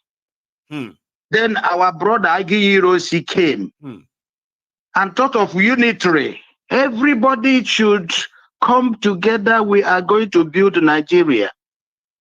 And he paid the ultimate price. He did. Remember our brother Alex Ekweme? To Babangida, I remember. Alex Ekweme was the one, if you remember the G30, I think the G34. Babangida, sorry, I mixed them up. Yeah, Continue. the G34, Alex Ekweme, the so-called 6th geopolitical zone, the so-called South-South, it was even the democracy that a lot of people are talking of. It was Ekweme that was engineered it. He drafted He created the 6th geopolitical zone. Baba, your memory is indeed. I love this. Continue, Mazi. Yeah. So it was Ekweme. But what happened was that in 1979, after 9 years after the Civil War, Boko Haram saw again that an Igbo man is almost at the point of becoming the president of Nigeria. He organized a coup.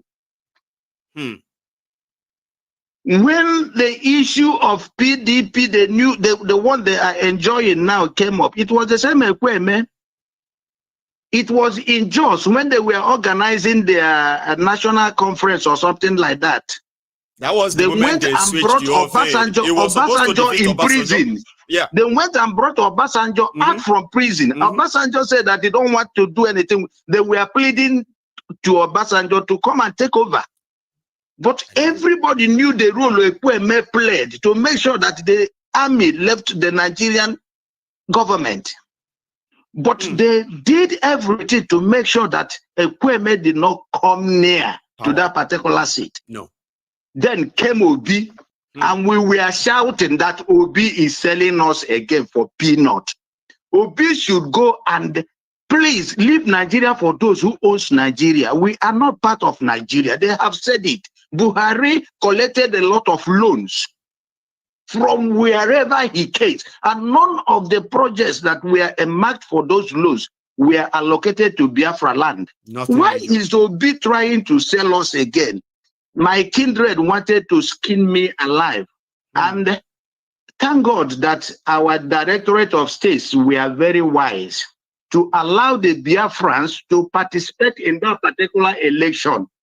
And at the end of the day, I think they will be biting their nails now. They will be biting their fingernails now. So what I am trying to say in effect is this: those of them from the southeast, most especially the Biafrans, should leave them alone. I know that we have not been begging and we will not beg. If we can survive 3 years of blockade, if we can survive it, this is a child's play. We will survive it. Let Nigeria get what they bargained for and let them suffer it. Because when you tell them that there is fire on the mountain, there is no Nigeria, nobody claims to be a Nigeria. Mayegu, you are a Yoruba man. That's right. I am an Igbo man. That is the truth about it. Mayegu, you are living in United Kingdom. That's right. You know, United Kingdom, the countries that made up United Kingdom. 4 of them. In the World Cup of today, Wales will be playing as Welsh people. That's right. England will be playing as English people. That's right. Scotland will be playing as Scottish people. That's right. Northern Ireland, the same thing. That's right. Why can't we borrow from what is happening in this country? Team called UK, it will be England. Yeah. So what I'm trying to say is this: it is really unfortunate that people are not waking up. They said the so-called their vice president. What do you call him? Shitu. What is his name? He's a shitty man. Didn't you hear what he discussed with Kunle about the Igbos in Lagos? It is so fresh in our mind, and people cannot put one and one together to get a number. So see, I can listen to you all night as usual, right? But just that we will have to hear from others too. You have unloaded a lot tonight. I don't know if you actually planned it. This was loaded. I'm pleading to my Biafrans to keep calm. We have done our own protest for God knows how long. This is the time for those who thought that Nigeria is their country, that they have a country called Nigeria, to do the protest. To do theirs. Who will listen to them. So, like I said earlier on, keep the fire burning. I will. We love what you are doing, and we are praying that Almighty God will continue to. Amen to that. I appreciate it so much. Thank you very much for it's this. My pleasure. Yes, sir. Yeah. You should have a good one, okay? Have a wonderful weekend as well. So, man, I am sorry if I continue to make it, you know, like I'm not sticking to my plan. But sometimes I just have to let people let everything out this way, you know. So, hello there. Hello, Mayegun. Love of God is my strength. Now, Cherry, let me say something. Number one, I'm not happy that Tinubu is going to go to Ivory Coast. It's of no use. Because Tinubu is a bad luck man. It is currently raising the hyper reaction of people believing that you go jinx Sam and all of that. But yeah, I bet may not go there. The man a bad luck now fooling body. We don't want him there. Make him stay where he did there with himself. We don't want him to go there. The other time that Buhari went to visit our players in Africa, then we lost the game. We don't want them there. Right. They are bad luck. But please, they should say Nigeria. That cannot be changed anymore. It's going to be there. Ma. Oh no, that thing really, when I heard it, I was really upset. So maybe you have to pray hard. No. Tonight. Now, let me talk about King Solid by Biton Power Niger.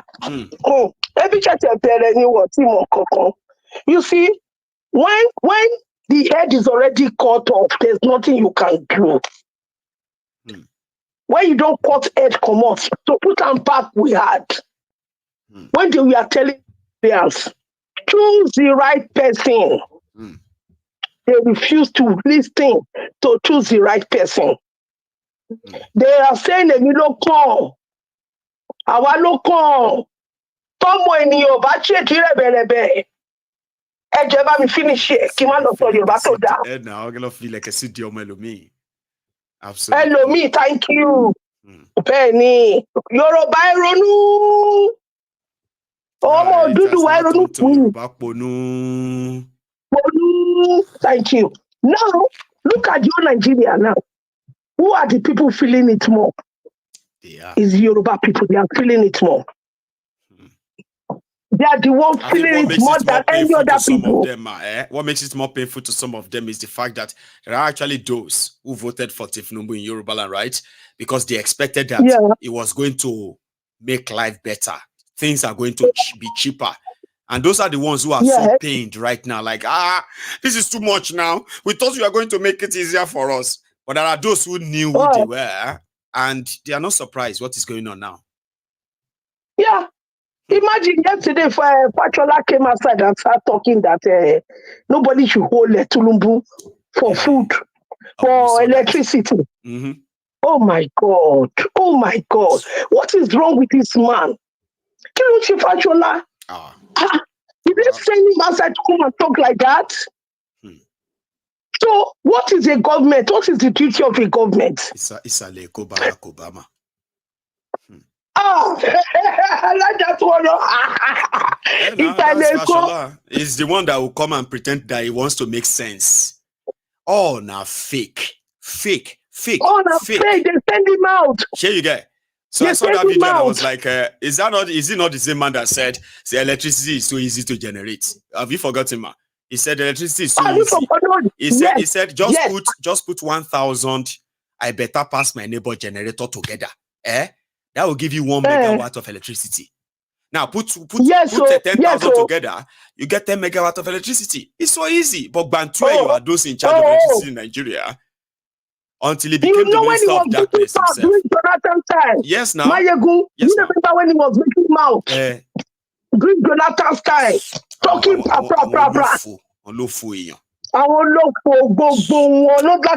àwọn òpònú don't disgrace in your theory.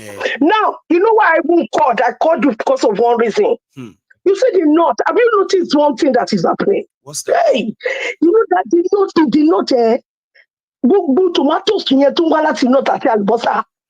Àwọn kọ́lọ́nì o. Àwọn kọ́lọ́nì. Wọ́n máa ló ń gbé láti Niger. Àwọn colony, they are not doing anything. What is gbé gbogbo ọkàn wọn lórí epo? They are doing nothing. So now you see, you know why we know now? Because they say in Nigeria that there's no onion. There's no tomatoes. Everything there's because they close the border. You see you see the protest that they are protesting. It's because they close border. They can't go out again to get those things and bring it in to sell for the Southerners. So that is why you see protests. Even Southerners too are kind of like, things are too expensive. They are no longer bringing anything. One woman said she always, she had a woman who is from Kano, she said, right? So she's a supplier in Lagos. That woman will help her buy all those things from Kano and from all those places, and she will bring them down to Lagos. Trucks. They said, she said that towards the end of last year, sometimes around November, the woman just disappeared, like no call, no nothing, all the supply chain gone. Somebody now said that maybe they have kidnapped her or killed her, or the business has become so, but nobody could reach her. Many like that too. Yes, now, because you know when Buhari was there, and you know that when Buhari was there, they were giving those people 5,000 naira. That's right. They were giving them every month. But we in the South, you see this man that just was a woman or a man that just finished speaking. I thank that person for one word they said. You see, like the North, what he could on Nigeria, they left Nigeria long ago. But we from the South, we don't know what is happening. How can people be in a country, and people are operating on other law in their own place? Forming their own army and all that stuff.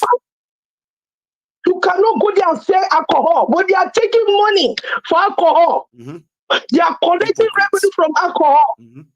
What kind of a country is this? Nigeria. What kind of a country is this? Please, can I ask? Nigeria is only a place that such can happen. Nigeria. You can't see anything like that. You see, you're drinking alcohol. And you are collecting revenue from alcohol every month. Because they are from other regions. So tell me, Are we supposed to be together? What is okay? What is our connection? Yoruba. Okay, yes, I want Yoruba to jẹ́ Muslim. Nothing, man. Nothing. Okay, mo fẹ́ bẹ̀rẹ̀ jẹ́ má bínú. Àwọn Yoruba wa tó jẹ́ Muslim o, ẹ jọ̀ọ́ o. What is it? Mo fẹ́ bẹ̀rẹ̀, what is the connection with your kind of Muslim to the one from the north? What is the? Can somebody just answer? Maybe when I drop. What the difference?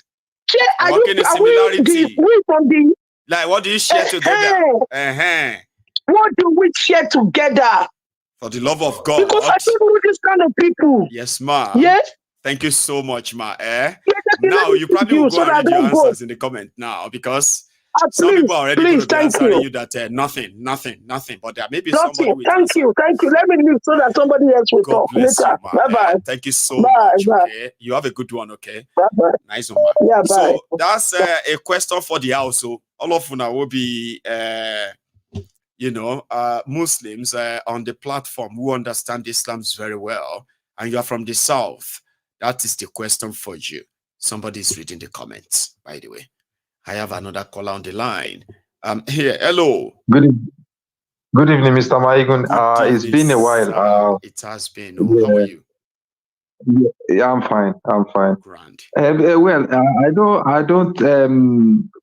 To me personally, I don't think that Nigeria will get better, because, like you've always said, you said that anything that goes up never comes back down. You are also from there now. If I'm wrong, you can easily say no. No.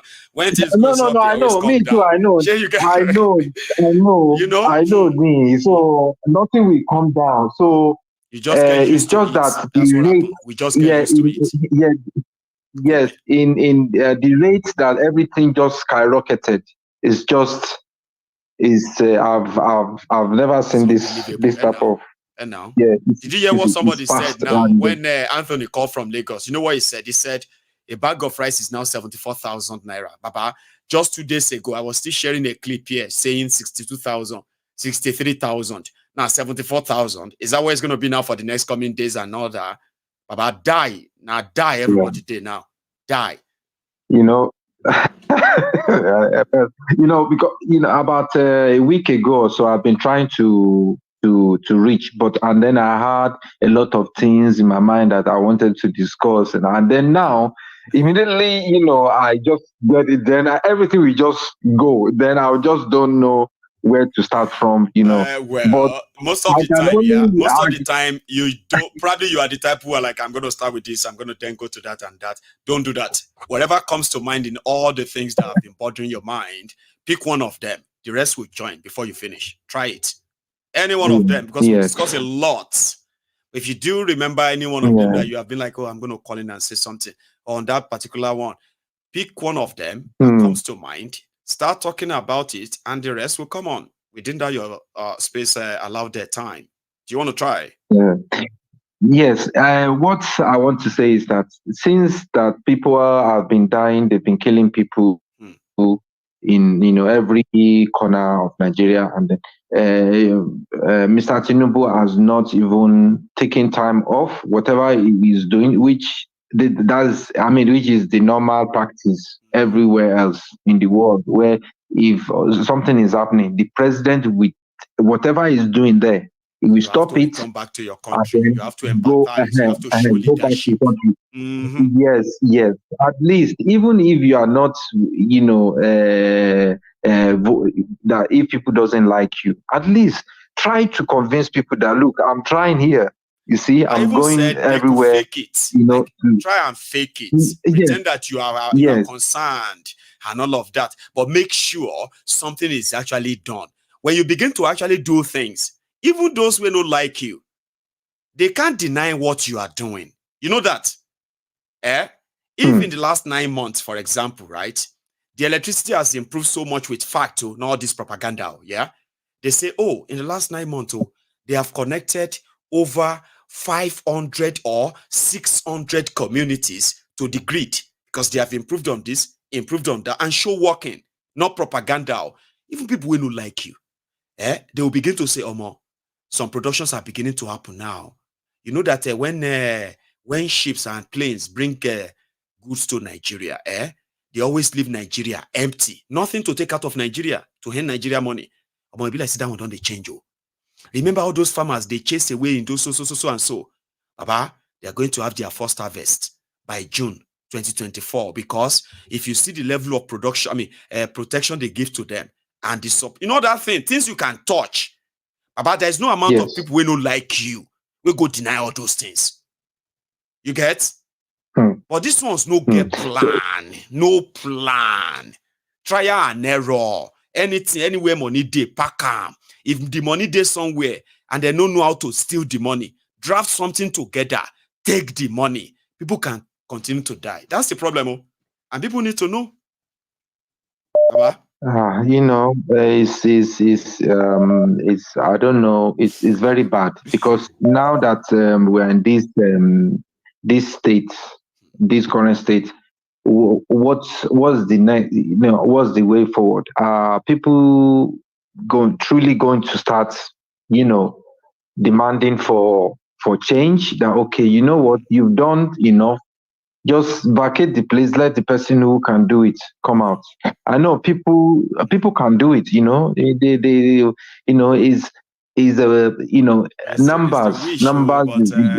That's the difficult part. Trying to tell people who are victims that they can fight if they want to. But they are like, can we? Are you sure? I don't understand. I don't love that. You know that. It makes it even more difficult, Baba. That people who are victims of all of these things we are talking about will still need to be convinced. Like me and you talking now. All these things don't affect you and I directly. We all know that too. Sure you get. We are not affected directly. However, we are privileged. See the people that these things affected are affecting every day. We actually need some special skills to convince them that they can actually stand up. Those things are the difficult part with that. But we won't stop. We'll keep pushing it until they know that they can actually do it. Brother, thank you so much. Thank you very much for everything. You are one of the, well, I'm short of word right now, but I'm pretty sure that next time I call, I will say more. No, don't worry about. Thank you very much for even not giving up, not trying. Okay, thanks a lot. Okay, but let's just keep. Let's keep. There's something they say that if all of us know better, the ideal thing is that we should do better. So we should all practice what we preach. In every space we meet ourselves, find ourselves, right? Pass it, pass the fact, pass the truth. Whether they like you for it or not, don't argue with anybody. Walk away from it, but your truth will stay with them, because everybody has conscience. They may be denying. So your conscience is dead. Nobody's conscience is dead. They are trying to hide it, and conscience is an open wound. Only truth can heal it. Say it wherever you are. That is you spreading the word, and you'll be surprised the effect of that. By the way, because every day, Baba, every day. See, these criminals, they are giving credit. Their actions and inactions are giving credence to everything we are saying. When we say they are failing, this is going to happen. It is because we know these guys will do what they will do, and we know the result of it. Do you understand that now? So, you must never stop talking about it. Tell those who didn't know that they should know. Thank you so much. Thank you very much. You have a wonderful weekend. Okay, nice one. Now, I have another caller, but I'm going to ask my caller to wait for me for a sec. So, yes, you can. It does happen. No, you have no idea how I have to fight being able to sit in front of you, speak my mind without me, without going off track. Even when I go off track, I quickly find myself back on that same track, and I continue my program to continue sharing my view with you. Some of you don't know the battle of being able to sit comfortably in front of thousands of people from all over the world. And then for somebody like me that has now managed to get over that, they call it a stage fright, camera fright. Because sometimes you see my callers who speak on this program and able to put everything together to the end. Majority of them have they've had a constant and sort of engagement like that. It may not be online like this, maybe somewhere else. Do you get that now? So I did have it too. I fought it. Then I have to fight the trolls. I have to teach myself not to read the comments all the time when I'm making my very much points. And then sometimes I feel like, it was like stage by stage. So if you think my caller was nervous, there's nothing wrong with being that. Sometimes you are making this call and this is somewhere and someone you've been like following for a very long time. Is a free place where everybody comes in and all that, but you've never had a chance of coming through like everyone else. So sometimes it happens and you just feel like, I'm so short of words. So there's nothing wrong in being nervous. So don't ever feel bad if you are nervous about anything. That's why they actually produced some nervous, calm or chill medication. So thank you so much, everyone who actually pick up their phones to call in, because even my callers, they have to deal with all of you. All of you now will be like, you are like, what's it called? I feel like carnivorous beasts sometimes when somebody says something that doesn't go down well with you. So somebody come on now, say their mind, and they go back to read the comments, they begin to have depression. I say, why did I call that program? Do you hear all the things they are saying about me in the comments? Have you not seen people who call back and say, the last time when I call, people were saying so and so. I don't care. I'll speak my mind. I say, just calm down. Do you know the secret? Don't read the comments. Because there are people here where they say, they are not judgmental, but when they realize that some quality contributions no reach the standard or the quality, they will come for you. Man, you gonna get this person out of here. Who be this one? Who be this useless one? My friend, get out. Man, you gonna hang up. Take another call. Don't read the comments. If you are calling my ego's diary political, if you are an independent-minded person, do not read comment, especially on YouTube. Those people there, Hello, my caller. I've kept you so long. Are you still there? Yes, Marigo, I'm here. I am so sorry. I had to say that because I don't want people to scare my callers away. A lot of you are like so I don't know, you know what I see when I look at the people on YouTube, Mayegun's Diary Political YouTube, the comment section. I see this mean-looking, determined, people that you have to watch what you say. They're like looking at you like this. So imagine if you are now like, you take the microphone. Hello, my name is Michael. I just want to say, and people are like, say what? You want to say what? I don't like you do that to my callers. So I have to remind everybody that make it easier, be nice. When I say people should call in and speak their mind, it's because our spoken mind, we can all listen to ourselves, even if we don't agree. I say that all the time, but they don't even listen to me. So anyway, my caller, are you there? Yes, Marigo, I'm here. Again, I apologize. Okay, so you're short. Thanks so much for waiting. Yeah, Marigo, thank you for your good work so far. I just want to drop a quick stuff. Please. Like this evening, I got an email from GTP Bank saying that I can convert my USD to Naira with ease. So that policy that they were talking about the one they coming denied. from they are coming for your dollars. That's real. So I'm telling every Nigerians now, if you have dollar in your account, go and try and collect your dollar, because this is a subtle way of telling you that convert the money now, or we'll take it by force. So we've told you.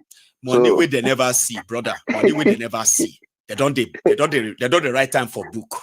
Yeah, they said by the time this policy comes together, all of us sending money to Nigeria, when we send pound sterling, they will take it and give naira to our people. When you send dollars, they will take it and give naira to our people. They don't bank on them already. They said they will make $1 billion in 1 month. Yeah, that's my second point. The second point is that the system that I normally use to send money to Nigeria, because I have a system that I use to send money to Nigeria. Yesterday when I was doing transaction, I could send dollars to Nigeria, but I just checked this evening now. They've removed the option to send dollar. It's only showing naira. Yeah, so now they're only showing naira again.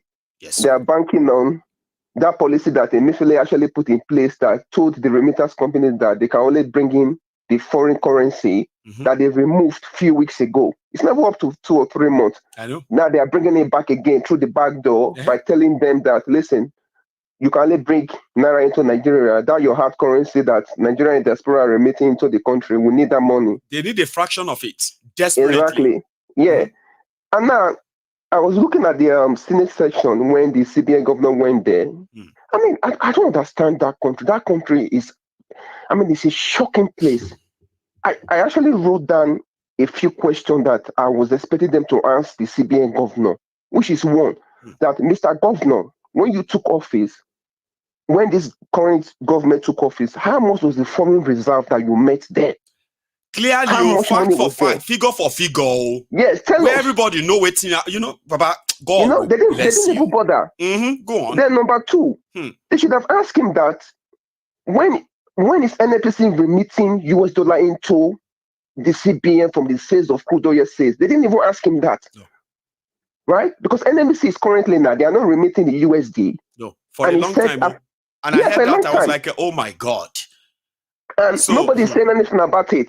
Number three, they should have asked him that, what is Nigeria monthly requirement for USD in terms of people that are importing goods? How much do Nigeria currently need monthly?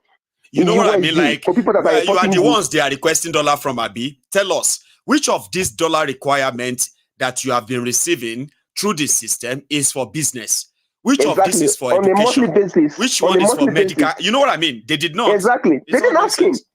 Then again, I wrote this thing down. Yeah. Next question is that they should ask him that, apart from crude oil and sesame seed, that what are Nigeria other source of USD revenue?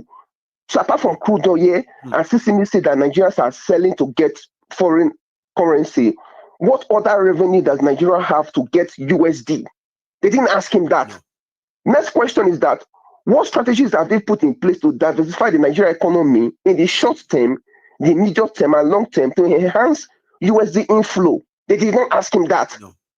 Right? Next question is that, what measures are being taken to ensure that Nigerians have equal access to USD through commercial banks without the need for you to know anybody in the bank? That any Nigerian can walk into the bank and say, listen, I want dollar or pounds or euro. And the bank will honor that transaction, without you having any connection. You don't need to know any bank manager or any workplace for CBN, anybody in CBN. Every Nigeria have access to get forex whenever they need it, as long as they can produce the naira equivalent. That's exactly. They didn't ask him that. Like in South Africa, I think they say every South Africa have access to like equivalent of like 100,000 rand, either 50,000 or 100,000 rand every year. Equivalent of dollars. Every South Africa has that right. Right? The next question is that, given that the commercial banks are they cannot do the right thing, what system is the CBN planning to implement to ensure that any forex demand goes through the CBN? I can even design a system for them for free. Everybody that needs forex, go back to CBN. They don't want that. You are talking about giving accountability. Baba, you missed the word accountability. To be able to answer all this correctly, right, and mean every answer as correct answer, you must be somebody who values responsibility. They don't want that. Have you not seen it? Yeah, and then the last lemon that I was going to say is that, what happened to the currency swap that Nigeria did with China? Hey, meaning that Nigeria did this currency swap with China, meaning that because most of Nigeria goods, $10 billion. Yes, most of Nigeria goods are coming from China. Go on. Nigeria has no business looking for dollars up and down. Most of Nigeria goods are coming from China. What happened to the currency swap deal? Because apparently it was the IMF that warned Buhari not to ever go ahead with that deal. Because if they had done that deal, nobody needs dollar. What do you need dollar for?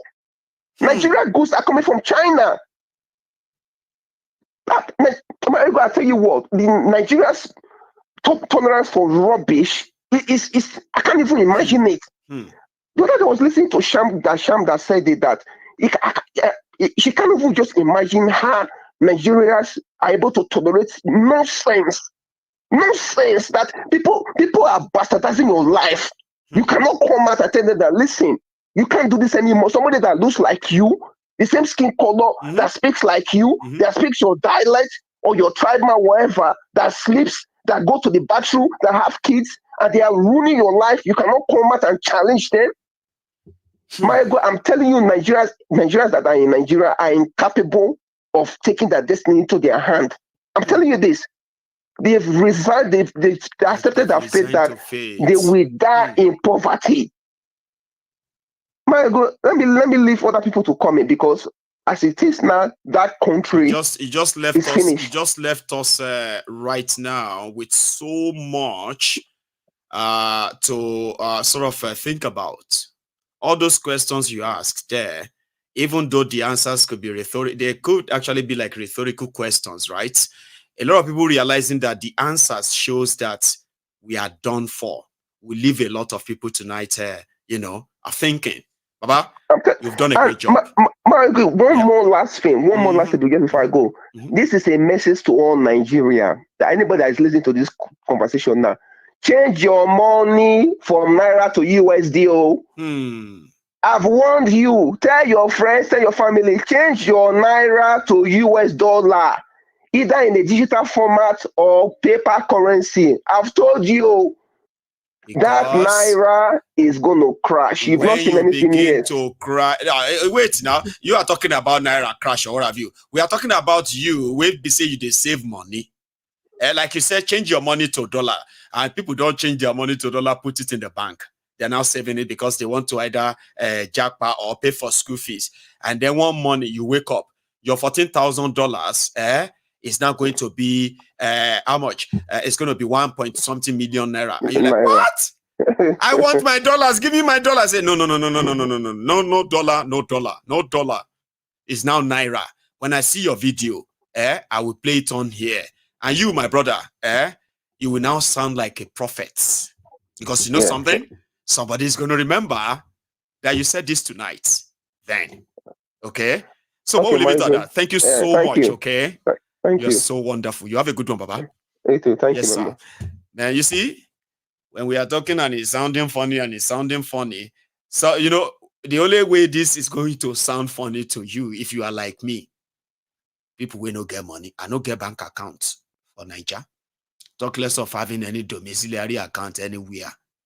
So when they say, you better go and change your money or take your money out of the bank, I just laugh. You better go and take it. It don't mean anything to me. I have my friends and then my own colleague like that. Our unbelong people will be say we are still looking up to God, so that we self go get a $1,000 for account somewhere. Where we say Nigeria fit threaten. You know what I mean? Since we know did that category, when everybody say, "Hey, you better go and take your money," we are like, that message is not for us.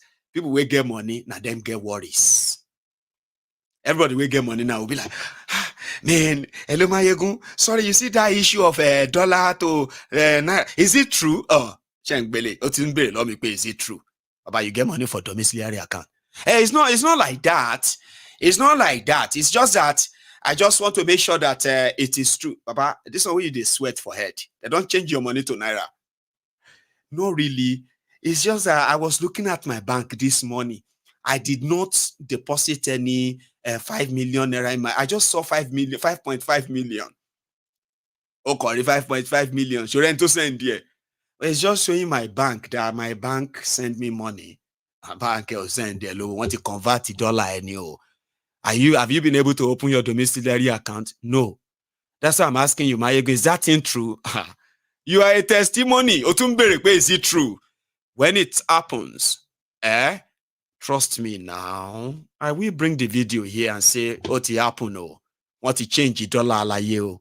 And they say heaven go for now. If you don't give me back my dollar, I will burn your bank. I will burn your kineko. When they make such videos. They ended up on my laps free of charge. Bam. Mayegu. Then I bring them here to say, I don't tell you, if Cardoso say, something, and Mayegu say he's lying or don't believe him. Who are you going to believe? Me or Cardoso? We are counting days. Somebody said GT Bank don't already send them GT Bank already sent them email that they can convert their naira dollar to then breaking news. $1 billion long $1 billion. Anywhere they go see them, they don't finish the one they collected there from the Afrexim Bank. I'll take one last one because, we didn't start early, okay? And I told you that I will make it up to you, okay? So making it up to us here means I'll take my last call and it's not going to be a long one. My caller, hello there. Hello. Hello, sir. Gbàǹjo bí mo rí màá rà ọmọ méjì tọrọ Nàìjíríà ti di gbàǹjo báyìí o. Ó ti di gbàǹjo méjì kọ́bọ̀, bàbá. Gbàǹjo ká sọ̀rọ̀ síbi ọ̀rọ̀ wà o. Àwọn èèyàn ń bẹ lórí pílátífọ̀mù rẹ o. Wàláhì tàláhì. Àwọn èèyàn gidi ń bẹ lórí pílátífọ̀mù yìí o. Ọ̀gbẹ́ni tó sọ̀rọ̀ tán tó béèrè oríṣiríṣi question yẹn. Ó ní wọ́n yẹ kán máa béèrè iye tí ń bẹ ní forest gbogbo nǹkan. Ṣé rírú àwọn èèyàn bẹ́ẹ̀ yẹn làwa Yorùbá ń fẹ́ o. Àwọn tí ó gbinlẹ̀ṣẹ̀ bí Yorùbá ó ti dúró. Àwọn ló yẹ ká wájọ o. Kìí ṣe gbogbo ariwo tí àwọn èèyàn ń pa yẹn. Ó yẹ ká máa ṣiṣẹ́ lábẹ́lẹ̀ gidi o. Torí ká bẹ̀rẹ̀ sí ká gbogbo àwọn ọ̀nà tí Niger rí ìyà tí wọ́n fi fẹ́ẹ̀lì yìí. Nítorí pé Niger rí ìyà lèmi rí sí. Àwọn òyìnbó tó dẹ̀ fún wa ní Áfíríkà wọ́n mọ ohun tí wọ́n ń ṣe, wọ́n mọ̀ pé ìkà làwọn kó jọ. Àwa jẹ́ bí ìkà. Àwa ní headquarter ìkà tí wọ́n ṣe yẹn. Gbèrè. Ìtorí ẹ̀ lẹ́sẹ̀ rí pé gbogbo àwọn security operatives wa ìkà ní gbogbo wọn o. Tó bàbá. Torí pé bí wọ́n sọ. Wọ́n ti ń pe àkíyèsí yín sí pé ó dà pé a ti fà wọ́n sílẹ̀ lẹ́gbẹ̀ẹ́ kan báyìí o, àwọn tí wọ́n gbọ́ Yorùbá o. Wọ́n fara mọ́ díẹ̀ náà ni. My people, the thing where they talk to say, because when I speak Awori, I was saying, now I don't speak here. I don't speak Ibadan, and I say another thing. No worry, when the Mayegun general, you just don't want to be left out, you know that feeling. But don't worry, Baba. I'm at Oni channel to have full complete 100% Omo Odùduwà. Nígbà tí gbé studio bá sílẹ̀ tán. Nobody will be left out. Lágbára Èdùmàrè, gbogbo yẹn la máa dúró dè. Àmọ́ ma just yarn my people, the thing where they talk, we say, please. Better people there for this platform. The people where we build the nation, where we build Yoruba nations, where we build Biafra nations, then they for this platform. The thing where they talk, we say, one by one, we could begin to galvanize ourselves. Like that man we asked those questions a few minutes ago, where they talk about why they don't ask those a series of questions before then they borrow money. But then say na thief they sabi thief footpath on top of rock. Na so Yoruba talk. So wọ́n ló lè ní mẹ́sàn-án ó lè tọ̀ lórí àpáta ó lè gbogbo wọn. Wọ́n ṣe máa béèrè question nígbà tó ṣe pé then by themselves na something dem follow fine come. Everybody now, Nigeria don't become a battleground for all of them. US, China, France, Europe, Nigeria, now their battleground. Now there, every one of them, they can't chop, take whatever they want to take and go out. That's right. Today, then when they talk, say, even in this country, they talk, say, then they buy fuel, big gas for Russia. It has never occurred in the news that they have been drilling our oil for several years. They never say it in their news here. All the things, how they own about 30% of our port, they never say it. Has never gone on the news. None of them in this nation knew what they were getting from Nigeria. So my own be say, my idea be say, make you come up with a program. I don't know when you go come up with those programs. Say, let us just come discuss the solution time. Yes. So that people can be coming with solution where time. ideas can be debated. Yes, and then ideas can be established facts can be sustained. Baba, I am all for it too. That's right. But yeah, we are getting there. I agree. So that ideas can be galvanized, right. we can identify people that can build a nation. Wherever they are, they can build the nation from wherever they are. It is just a system, a system that needs to be place. A system can now be put in place, then people will know that this is a nation being built, because no matter what, people can just be talking and be talking. I will know that we are sensitizing people, but at the same time, if you can create that solution time, you will discover that there are so many people that can work all these things without even traveling to Nigeria. Even the Yoruba nation, the Biafra nation can be built before even going anywhere. And everybody will know that those who are working. It is time to put boots on ground than just the talk. It is time for us to actually roll up our sleeves and stop expecting others to do the job. I agree with you. 100%, sir. 100. So tell our people, make them no angry, because now I want to exactly. Yeah. So we are going to begin to have all these languages, because the message is that we want this message out. So part of the plan is, you meant I have people who are either close by, and technology these days, you don't even have to travel down to Glasgow to participate in programs that can actually reach tens of thousands, hundreds of thousands of people. And the point is this: for any language that we can speak to pass all these messages, people will begin to take up all these positions soon. And we will do wonders. So yeah, you are one of those we are looking forward to as well. There are many, many people that have volunteered that see if you can create a program that allows us to speak to the Hausas, to speak to the Fulanis, to speak directly to the to this ethnic nationality, to that ethnic nationality. It will be so wonderful to have that. I said, well, we can experiment it, and we will experiment it, sir. Yes, because it will be a great solution, because this is why the people themselves, they have been trained by the colonial masters, which is why they took away history and they left us in abject poverty, so that you don't know. All these market people that are crying is because they don't know what they are putting themselves into. If they know what they are meant to do, and that's why they take courses like civics away from the school.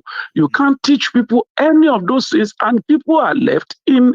Even those days, if you speak Yoruba in the school, they will say you are speaking vernacular. They take our language, take everything, and they make less you are speaking vernacular. They make our identity so less that you have they don't want us to be proud that we are. It's sad that they did that for decades. Look at our own Awori now. They don't change until if they go, if they come. No Awori language anymore in the whole Lagos. Àwọn ọmọ àtọ̀hún wà wọ́n dẹ̀ àfọwọ́gbá lójú. Èyí tó jẹ́ ọmọ ọba àlúwà ń sìn is a motor packed out. You can't believe it. And he's still the chairman of the motor packed out, and he's still the king. Can you imagine? Aha. So, thank you so much, sir. I mean, it's so lovely to hear from you, and thank you very much. So you have a wonderful evening too. Okay. So there is where we are going to draw the curtains tonight. I've had my share, you've had yours, and for those who tried to be part of this tonight but couldn't due to traffic, you've been part of it already. A lot of you have been there in the comment section, and you have been very, very active. So another time will be your time too, okay? Thanks a lot for spending your evening with me again, okay? You all have a wonderful night, and I will see you again, okay? Thank you very much. Good night.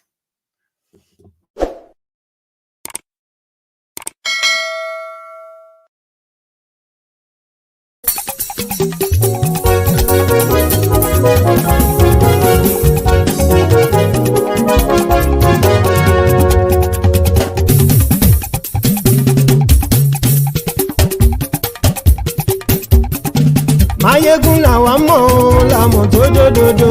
Máyégún dáyàrí Máyégún nọ́mbà wá. Máyégún làwa mọ̀ làmọ̀ tó dòdòdò. Máyégún dáyàrí Máyégún nọ́mbà wá. Máyégún ti dé o ọ̀rẹ́ ará ìlú. Máyégún dáyàrí Máyégún nọ́mbà wá. Lórí Facebook lórí YouTube. Máyégún dáyàrí Máyégún nọ́mbà wá. Gbogbo bó ṣe ń lọ ni Máyégún já wa sí. Máyégún dáyàrí Máyégún nọ́mbà wá. Àṣírí ọ̀jẹ̀lú kì í bò níbẹ̀ o. Máyégún dáyàrí Máyégún nọ́mbà wá. Bó bá ṣe eré àní Máyégún máa wí. Máyégún dáyàrí Máyégún nọ́mbà wá. Ó sì tún ṣe eré wàá gbọ́ níbẹ̀ o. Máyégún dáyàrí Máyégún nọ́mbà wá. Máyégún dáyàrí pòlítíkò. Máyégún dáyàrí Máyégún nọ́mbà wá. Godfatherism kò sí lọ́rọ̀ Máyégún. Máyégún dáyàrí Máyégún nọ́mbà wá. Ẹ farabalẹ̀ sẹ́ o kẹgọ́rọ̀ lẹ́nu o. Máyégún dáyàrí Máyégún nọ́mbà wá. Àní Máyégún làwa mọ̀ tó dòdòdò. Máyégún dáyàrí Máyégún nọ́mbà wá.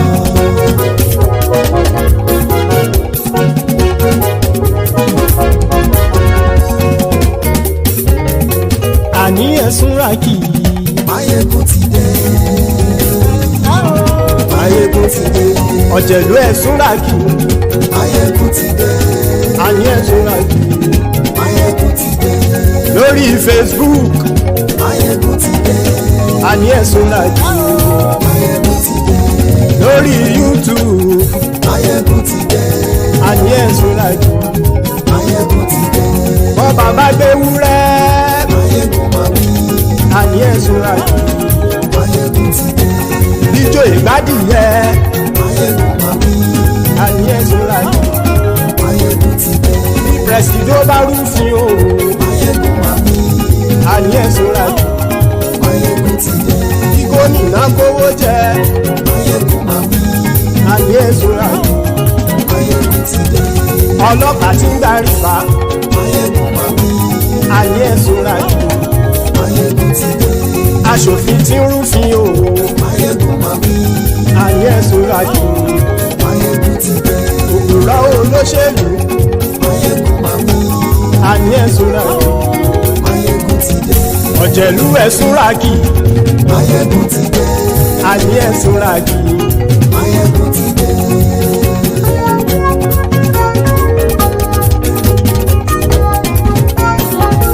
Máyégún ti dé.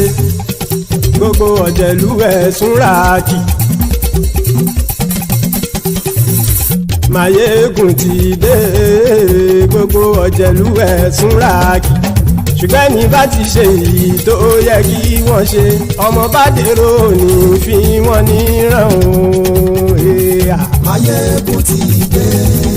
Gbogbo ọ̀jẹ̀lú ẹ̀sùn rákì. Máyégún ti dé. Gbogbo ọ̀jẹ̀lú ẹ̀sùn rákì. Ṣùgbọ́n ní bá ti ṣe èyí tó yẹ kí wọ́n ṣe, ọmọ bá dèrò ní fi wọ́n níran.